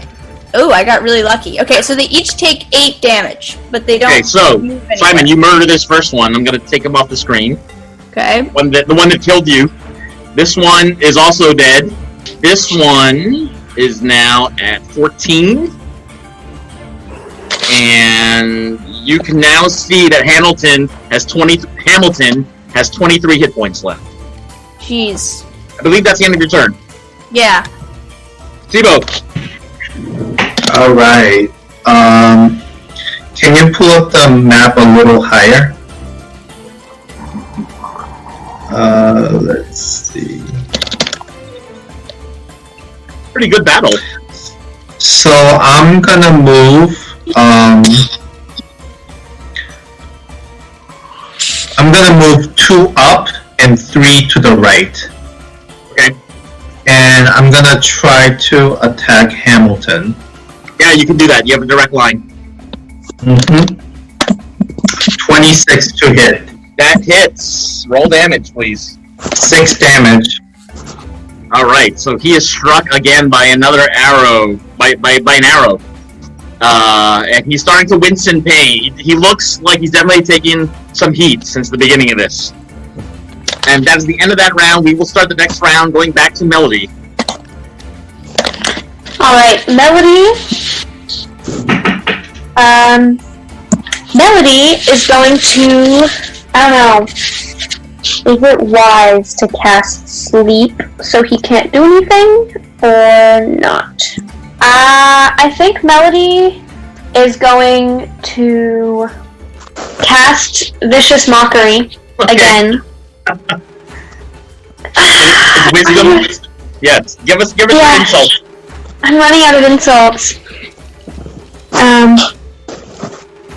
Just call him a loser or something. Funny to see what a high elf like you is doing. A high elf like you is parading around with all these goofy, slimy, disgusting gray little oozes. 2 hits. You strike with your Vicious Mockery. Go ahead and roll damage. 3 damage.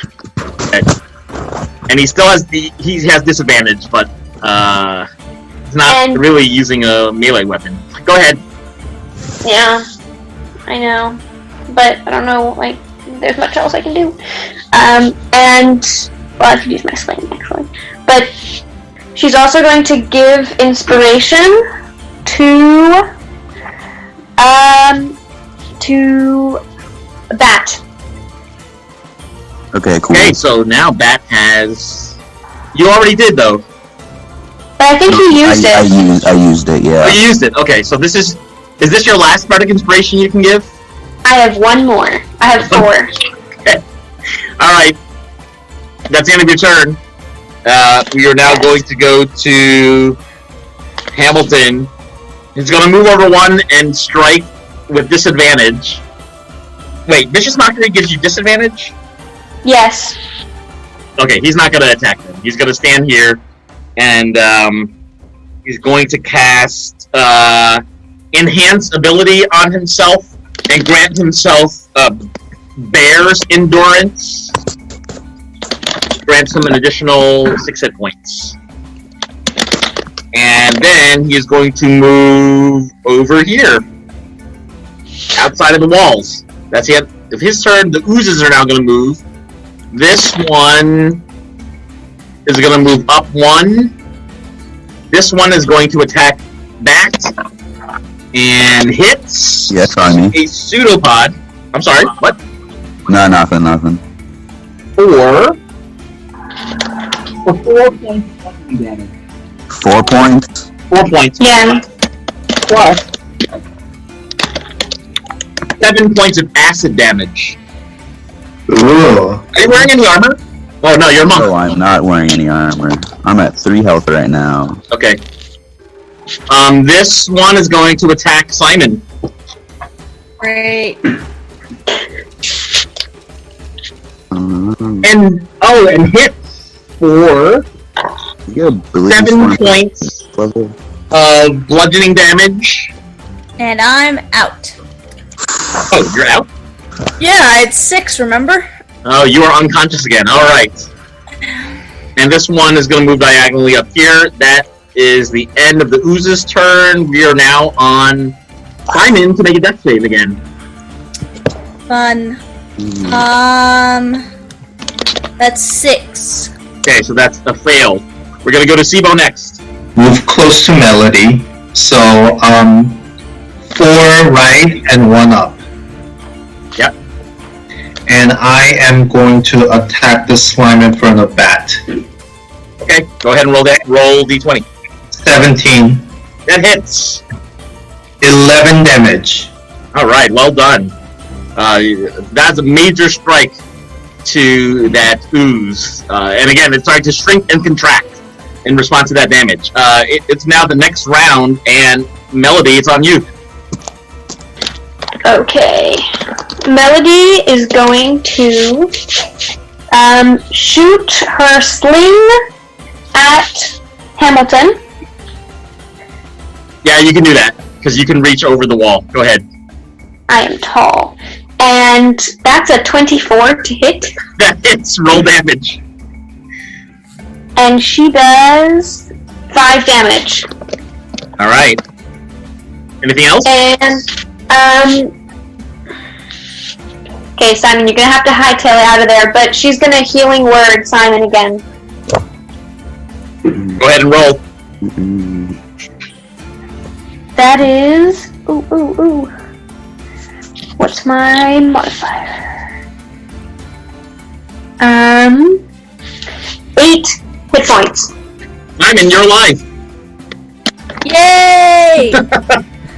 Okay, we are now on Hamilton. Hamilton is going to cast a spell on Simon.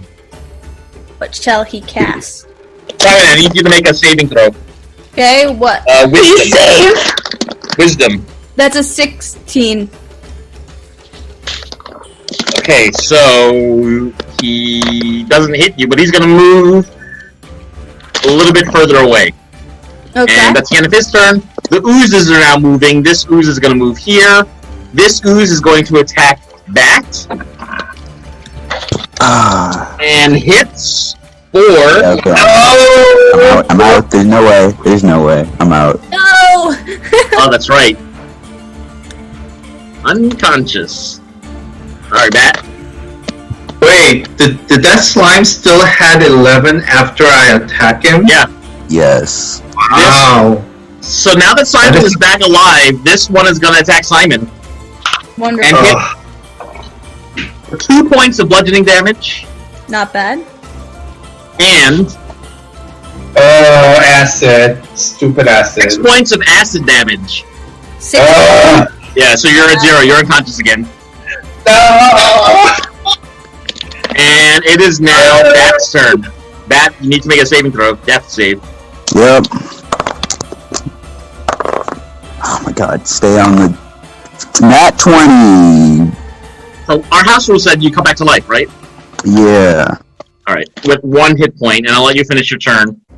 But I'm going to remove the Bardic Inspiration because you didn't use it before you went unconscious. Okay. You can run away, you can do something.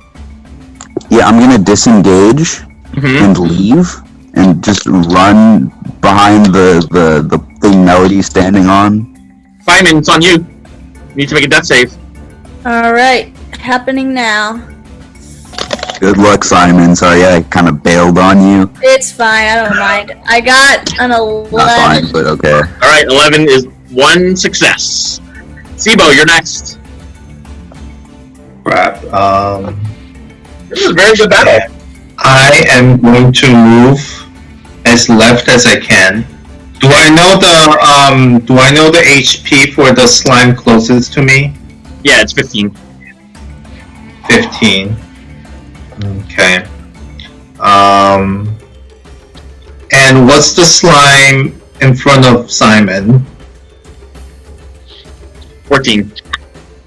14. Okay, I'm gonna attack the one closest to me. Okay. And 20 to hit. Okay, the roll damage. 4 damage. Alright, well done. It is hurt once more. And we are going to start the next round with Melody again. Alright. Can I hit with my sling? Yeah, you can. You can throw it over the wall. I will. That's a 13 to hit. That misses. Okay. And I'm going to cast Inspiration on Sibo. Your bard. I already have Bardic Inspiration. You have? Did you use it? I haven't used it. Okay. If you haven't used it, then cool. You just have Inspiration, and I have one more Inspiration left. And that's it for her turn then. Okay. Hamilton is going to cast a spell that will make himself invisible. I hate that. He's then going to move. Disgusting, terrible.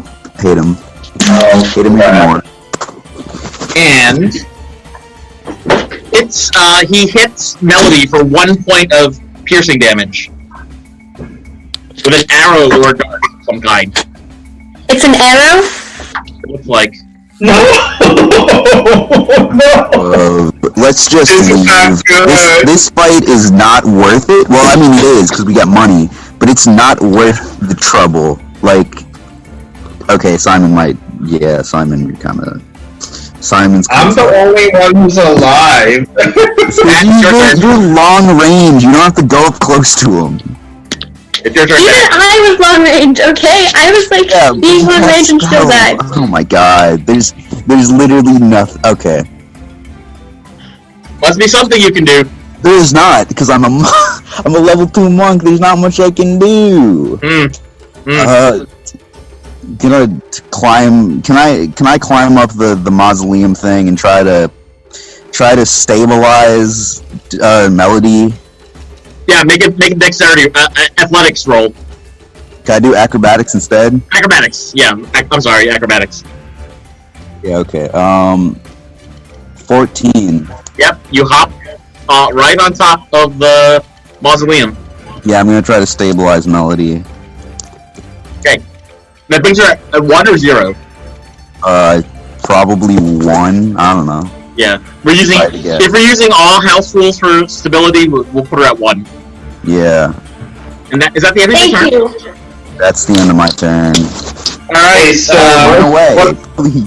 So what's stabilizing? Is it like a spell, or is it just Like, no, it's like, you know, if someone was like drowning, you would like do the CPR. It's like CPR to get them like not from dying and they're back up. Okay, Gerald, if you could take over Simon and make another death roll, please. That is a 15. Well, it's a save. It's a save. I don't want to do the math. It's a save. By the way, Simon never used inspiration, so you could use inspiration on your next roll if you choose. Okay. Alright, so that's another save. Sibo, it's on you. So just in case if Simon comes back alive, I'm gonna try to attack the slime near him. So the lefty one? The left one you can, yeah. Yeah. Does 12 hit? It does. Can you roll damage? 4 damage. Okay, so that's the end of that round. We're going to start the next round with Melody, who is now alive with 1 hit point. Okay, Melody is going to use her sling and slingshot. No, you know what? She's going to Vicious Mockery. Because she was hurt by this invisible dude, and since Vicious Mockery doesn't require aiming at anything invisible, she may have more success. So, she's going to say, "Ha! Such a coward! Not only do you make your oozes fight for you, but then you turn invisible so we can't even hit you." He misses. Go ahead and roll damage. 1. Takes 1 point of damage. So he's not actually standing right here on the screen. He's hidden somewhere. But yes, he takes that 1 point of damage. And is that the end of your turn, or do you have something else? Nope, nothing else. Okay, I have a plan. I have a plan. I've got a plan. What is it? It's not gonna work, but I have a plan. It's Hamilton's turn. So Hamilton is going to shoot another dart at Melody. With disadvantage. That's a nat 20. With disadvantage? Oh, because of the mockery that you just used. All right. Yes. Oh, That was clutch, as we say in the sports. He misses. Yes. Yes. So when there's disadvantage, so you roll twice and take the lower number? Is that what it is? Correct. Yeah. Yeah. Back. We're now on you. Okay, so this plan could get me and Simon both killed, but Simon's gonna die anyway, so who cares? Okay, how close can I get to... Wait, okay, I've got some questions real quick. Okay, I have some questions before I do this. Okay, the slimes, are they just, like, on the ground, or are they coming from the ground? They're on the ground. It does not look like they're emanating out from the ground. Does that answer your question? Okay, well, then that plan probably doesn't work. Well, what's the plan? I was going to thaumaturgy to shake the ground for 1 minute so they run away and they're like, oh god, what is this? But, I don't know, they're not coming out of the ground, so I thought that would work better if they were. And if I do that now, and since they're not from the ground, they could just, like, still come at me and attack me. So I have no plan anymore. I'm just gonna start throwing darts then. Okay. I'm gonna throw a dart at slime. Yeah, that one. Was this you? Yeah, I'll just throw a dart. Okay. That's 15. That's a hit. That's 4 damage. All right. Still in this bat. We're going to go to Simon next for another death save. Simon, death save, go. That's an 11. Oh. That's an 11. It doesn't matter anymore. Simon's alive with 1 hit point. You might want to run away, is my suggestion. Simon's gonna start running away. You can go 6 spaces total. Can Simon, like, go over those graves and, like, go diagonal? Yeah? Yeah, okay. You go here. You can go up 1. You go up 1. I'm gonna go back down, yeah, there. Here? No, the up one. Yeah. And you go diagonal to the left? He has 1 hit point. To the left? Yeah, like diagonal. Go 1 more to the left. Oh, yeah, sure. 1 more to the left. Yeah. Okay. Yeah, because the further the better. Yeah, that's what I'm trying to do. Yeah. Sibo, it's your turn. Okay. So, what's the closest slime to Simon? They're equidistant. What's the top one and what's the bottom one, in terms of HP? 11 and 18. So, I'm gonna attack the 11 one. Alright. Okay. That's 18. That hits. And 5 damage. That is... So, well done. You construct an ooze. It's contracting and shrinking, much smaller than it was when it started. We're now going to start the next round, and it's Melody's turn. Okay. Melody is going to cast Vicious Mockery again. She's just gonna wear it this Hamilton dude.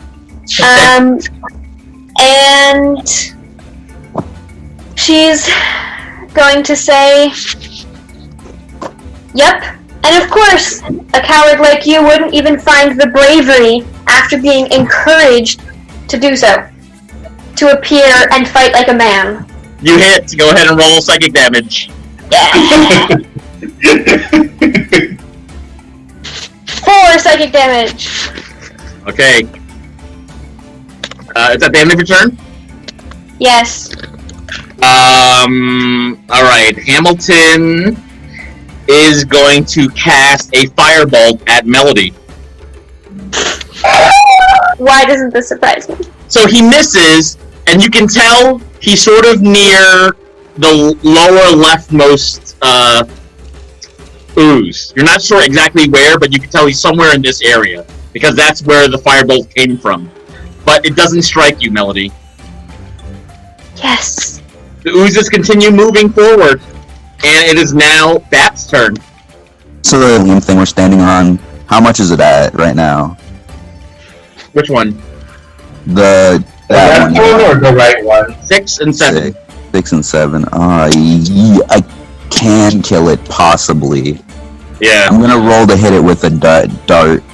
The 6 or the 7? The 6. Okay. Ooh, that is a 24. Go ahead and roll damage.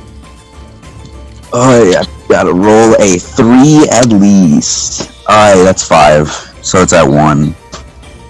Alright, well done. Alright. Simon's gonna keep running. Keep running more closer to Sibo. Diagonally, yeah, as far as you can. Yeah, as far You as can even go one more. Yeah. Okay. And gonna shoot anything, or? What's Sibo got again? I gotta pull up her sheet. He can throw a dagger. Yeah, dagger again thrown at the 1 HP one. Okay.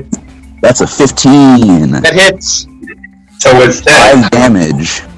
And you dispatch this ooze. You notice that it did not get corroded, and that ooze is now dead. You can hear a muffled cry somewhere from the southwest side of the graveyard, saying, "No!" That sounds like Hamilton. Sibo, it's on you. Okay, I'm gonna try to get rid of the 7 one. Does 12 hit? 12 hits. Go ahead and roll damage. 4. Okay, getting closer. We're starting the next round once again with Melody. Melody is still alive. But barely. Yes! Melody is surviving. She's going to cast Vicious Mockery again Okay. on Hamilton. And just scream, "Coward!" You are correct. Very He cowardly. fails the save. It manages to rattle him. Go ahead and roll your psychic damage. You cut him to his very core with that phrase. Wow. It is so he's gonna shoot another firebolt at Melody. And it misses. And the oozes are gonna take their steps a little bit closer to the mausoleum once more. We are now on Bat. God. Okay. Get rid of that little one. Yeah, I'm gonna hit it with another dart. Let's do it. God, if I could just punch it, but I'm at 1. That is a 21 to hit. That hits. Go ahead and roll damage. Is 6 damage. And that eliminates this creature with a dart. Your darts, by the way, they do not get corroded by acid. And is that the end of your turn? That's the end of my turn. Simon, you're still alive with 1 hit point. What do you do? So these things are brainless, so they probably can't hear, or at least are too stupid to understand what a scary noise is. Mhm. So, does Simon have any items like health potions or any? No. Oh, I have an idea. What? Oh, Can I give my idea? yeah, go Yeah, ahead. sure, give it. Simon could, he could create the smell of some kind of beer or mead, which the oozes are attracted to, in the other direction. Good point. Good point. Okay, Simon's gonna do exactly that. Where on the screen will you focus the spell? The opposite. Well, okay, I don't want it to go. Because the near- range is. I'm sorry. It's a great idea. The range is only 10 feet away.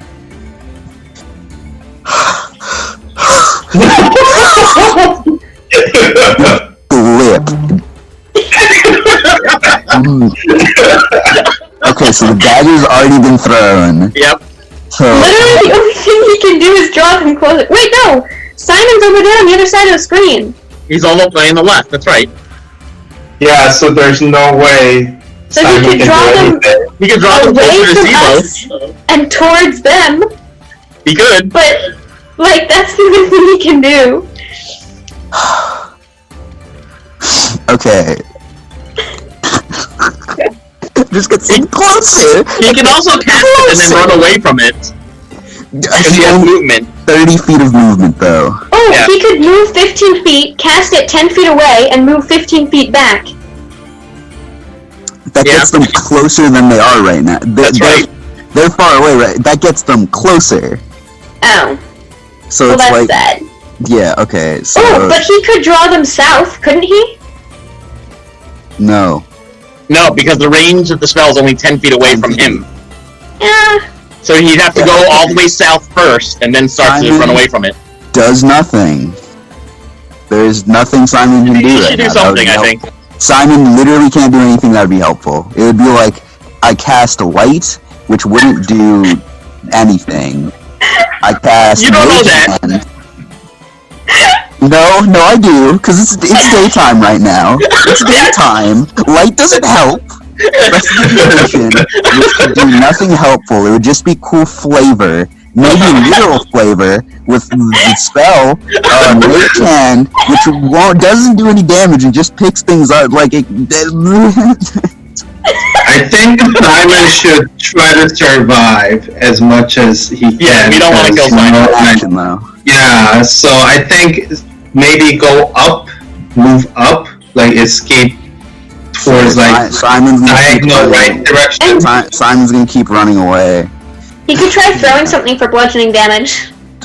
Sure. Is there like a rock nearby? Yeah, you can find a rock nearby. Yeah, I'm gonna pick up a rock and throw it at one of the swines. 60 feet away. Okay, good luck. Yeah, I mean this is the full desperation. Like All right, I need you that's to a two. first. That's a two. I need you doesn't to hit. first make a strength roll to pick up I a just- rock and toss it far enough. I just rolled 2. It doesn't matter. Okay. I'm gonna keep running away. All right. I guess going north. Oh yeah, keep going north. Sibo, you have a turn. We suspect that Hamilton is somewhere below the one closest to me. The last time I described it, yes. I'll attack the one near, so one in front of Melody. Okay. Go ahead. 12. That hits. 8 damage. All right, Sibo, you are knocking these things out. It's almost dead. We are now going to start the next round, starting with Melody. Okay, since I'm just gonna go for the guy with Vicious Mockery again. I don't know how else to wound this guy. Uh-huh. And yep, casting Vicious Mockery. She's gonna say, "Can't even hit me with a firebolt when you're the invisible one." You hit. Go ahead and roll psychic damage. 1. 1. Yes. Alright. These things are going to inch closer. And another firebolt is coming your way, Melody. Lovely. And this one strikes for 2 points of damage. Yeah, and she's out. Okay, you are unconscious once again. It is I now... spend my turn to stabilize you instead of fighting the slime. Oh my! It's now Pat's turn. Fantastic. So you're going to stabilize again. Stabilize her. Does that Alright. full action? That full action? Yes, that's your whole action. Cool. So Melody is alive with 1 hit point. Time to do nothing. And it is now Simon's turn. This is just a me slowly going even more insane than I typically am. Simon, what's Simon doing? Simon is going to do nothing. Are you sure? Yes. There's nothing I can do. Sibo. So I'm gonna attack the slime that I hit. Okay. 27. So that would be double damage, right? Yeah, if it's a natural 20, go ahead. Yeah, so it's 15, so it's dead. You kill another ooze, and we are now going to the top of the next round. Melody is alive with 1 hit point. Melody, what do you do? Vicious mockery! What? Melody is knocking this bard to death very slowly. She's gonna vicious mockery again.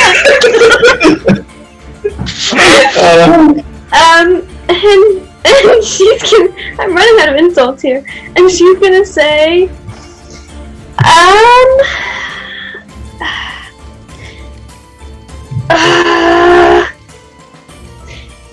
idiot! Can't even save against my stupid insults. He misses. Go ahead and roll psychic damage. How? 4. Whoa! Yeah. Alright. Hamilton is actually now at the base of the mausoleum, and he's gonna cast Thunder Wave. Okay. Oh, no. Ah, that is guaranteed. We're both dead, no matter what Could happens. you both make a Constitution saving throw, please? Yep. That is a 14 roll. Melody? 18. Okay, you both make a successful save, but you both take force damage. Yeah, we're both unconscious. We're both just lying on the top of the Doesn't mausoleum matter what it unconscious. does. We're unconscious. We're unconscious. It doesn't matter. You both take 9 points of force damage, so you're both unconscious, but you're still alive. Oh my goodness. My God, I hate this guy. Just die already. And this one ooze is going to move forward 1 spot, and it is now Bat's turn. Okay, I'm rolling to not unconscious. Yep. That's a fail. That's a fail to not unconscious. Okay, it is now Simon's turn. Simon, do something. Simon, keep running away. There's nothing you can do. No, make him come around the back, hop on top of the mausoleum, and stabilize us. You know how far that would be to run? I can't do that in 1 turn. But he can get closer. He could Yeah, get make him closer. get closer. He's the But only there's also person a who guy can stabilize right us. there who can shoot Thunder Wave. And that would Yeah, but automatically I'm knock gonna- Simon out. Yeah, but I'm gonna try to kill the bard after, so Yeah. if we get a good chance, I'll probably Right. kill him. Simon, what do you do? Get close to stabilize them.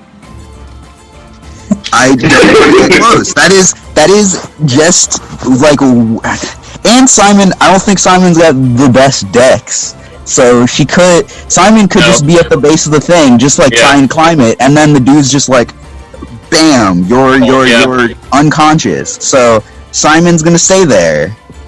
Okay. He could use Simon's stealth and try to gonna hide stay there. himself.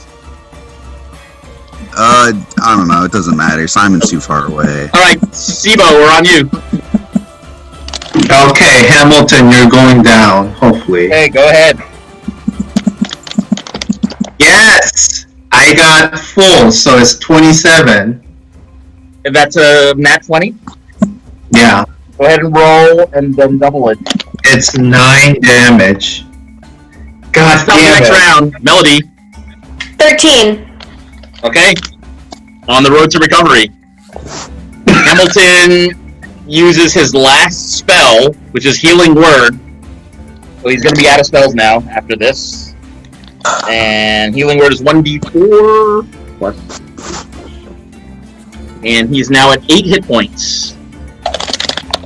At the end of his turn, this ooze is going to move 1 more closer. Bat, it's now on you. Okay, bringing myself unconscious, whatever. You know what I'm doing. Death save. That's a 12. That succeeds. Simon. Yeah, I'll stay there. Okay. There. Sibo. Okay, Hamilton again. Alright, and Sibo is doing all the dirty work. 14. That misses. What? Really? 14 misses. 14 misses. We're now at the top of the next round, and Melody, you're up first. Alright. Can I sweet talk my dice? No. Okay. You have inspiration left? I have 1 inspiration left, but I made the save, so it's okay. Can I inspire myself? You can use the inspiration on yourself. That basically gives you advantage on the roll, and you can use that on a death save. Oh, cool. Okay, well, I saved my second time, so if it gets tough, I'll use it. But Hamilton is going to...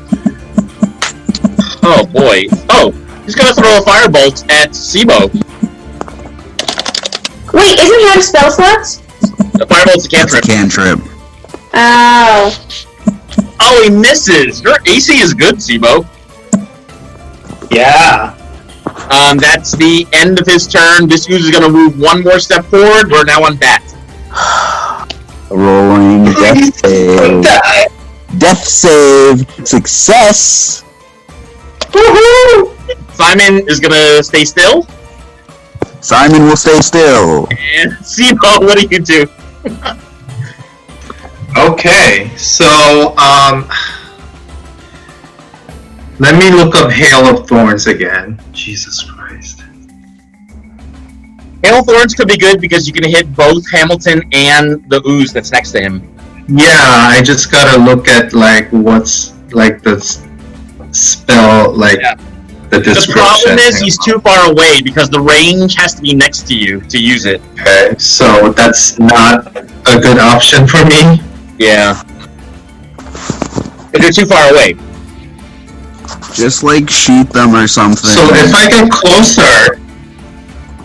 He has to be right next to you for you to use that spell. Just hit him with your bow. Okay, I'm gonna use longbow on Hamilton. Okay. So if I... Okay, so can I use my inspiration for a bonus attack? Not for a bonus attack. You could use it for your regular attack roll and roll the d20 twice. It's for hitting though. Yeah. Okay. I'm not gonna use inspiration, so just plain. That's 15. Does it hit? 15 does hit. Go ahead and roll damage. 6 damage. Okay. Hamilton starts screaming, saying, "Oh, there's no way I'm going down against a ratchet party like yours." That's save time. Nat 20! You are alive, you have 1 hit point, and you can finish the rest of your turn. He's been a vicious mockery at Hamilton. And you actually mock him to death. Let's find out. What is this insult? Oh, so sad. You had goons to help you, and you are a bard just like me, but the 4 measly of us are killing you. You hit. Go ahead and roll psychic damage. 3! That is enough. Hamilton is dead. Yeah. He's unconscious. It is now this thing's turn to move, and it is actually going to move closer and try to hit Melody. I don't know. It can climb roofs.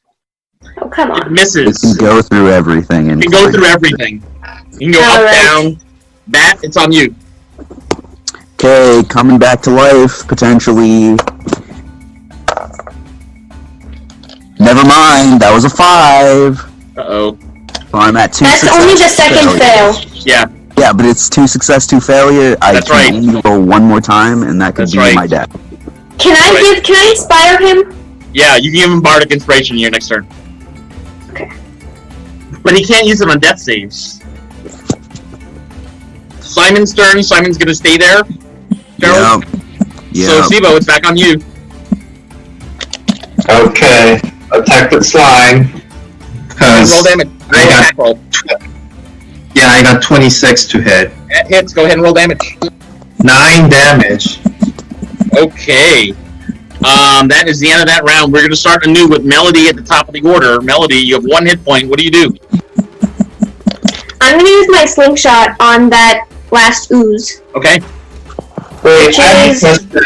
Hang on a second. I have a question. Can Melody just stabilize Bat? Oh, yes, no, good idea. Yeah, Melody's gonna stabilize that. Okay, cool. Yeah, I don't want any more deaths in this group. That's gonna be hard. That's gonna be hard. I promise. No more deaths in this group. Ha. Well, at least in my capacity, I tried to not let it happen. When you stabilize, is that an ability of yours? What? Is that a monk ability when you stabilize? No, it's not a monk ability. That's just it's like CPR. You're trying to get someone like stable. Okay. So for some reason, I thought it was a monk ability. You actually have to make a wisdom check when you. Oh, it's a wisdom check. Yeah, oh, okay. When you stabilize somebody else. Okay. So we're gonna say that you made the wisdom checks all prior. For this one, we're gonna ask Melody to make a wisdom check. Okay. So, what do I have to make? It's a wisdom check. Just roll. Okay. Roll add wisdom. And you can add your wisdom bonus if you have one. 17. That's enough. Yeah, okay, that's good. That is alive with 1 hit point. Does not have to worry about that last roll. And that is the end of your turn, Melody? Or are you going to try to run away, or what are you going to do? Nope, I'm Move away. right here. Alright, Move away. This thing is going to try to attack you, Melody. Okay. And it misses. We're now on bat.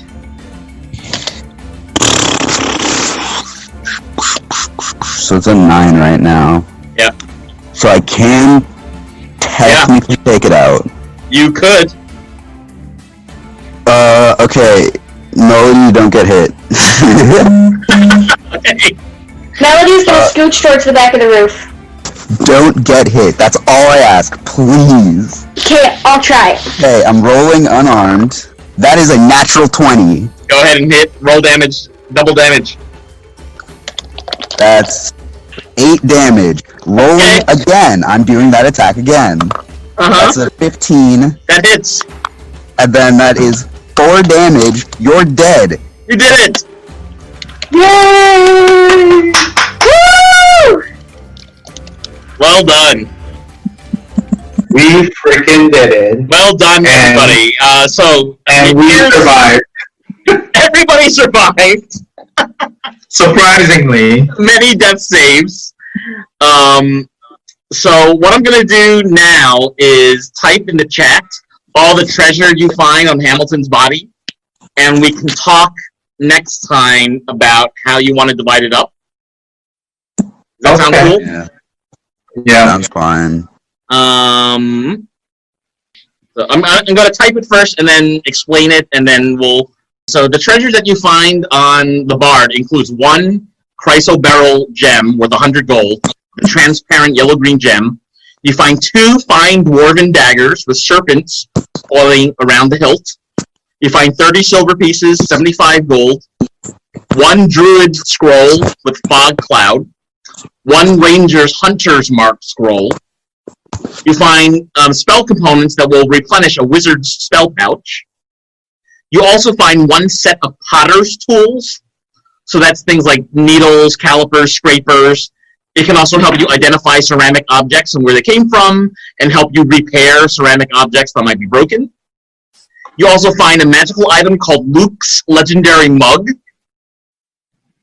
Once per day, it creates a delicious drink or something that you imagine that can be consumed as a liquid. And the last thing, the Foclucan Bandor is a bardic guitar. It's a bardic musical instrument that can cast spells, that can cast 1 spell once per day until it recharges. Okay, Bard, you might want to take that. Yes, thank you. It's a famous instrument, and those are all the spells that are part of the lute, the guitar. Fly, invisibility, levitate, protection from evil and good, entangle, fairy fire, shillelagh, and speak with animals. And before we wrap up, I just want to count how much experience points you're all getting, including Simon. We freaking did it. Ugh. Yeah, you did. 258 experience points each for that battle. Okay. 258? Yeah, each. Very good battle. So where we're going to pick up next time is the conclusion of our journey to Vineshade Firth. And thanks for being patient and for staying up a little late and finishing this battle.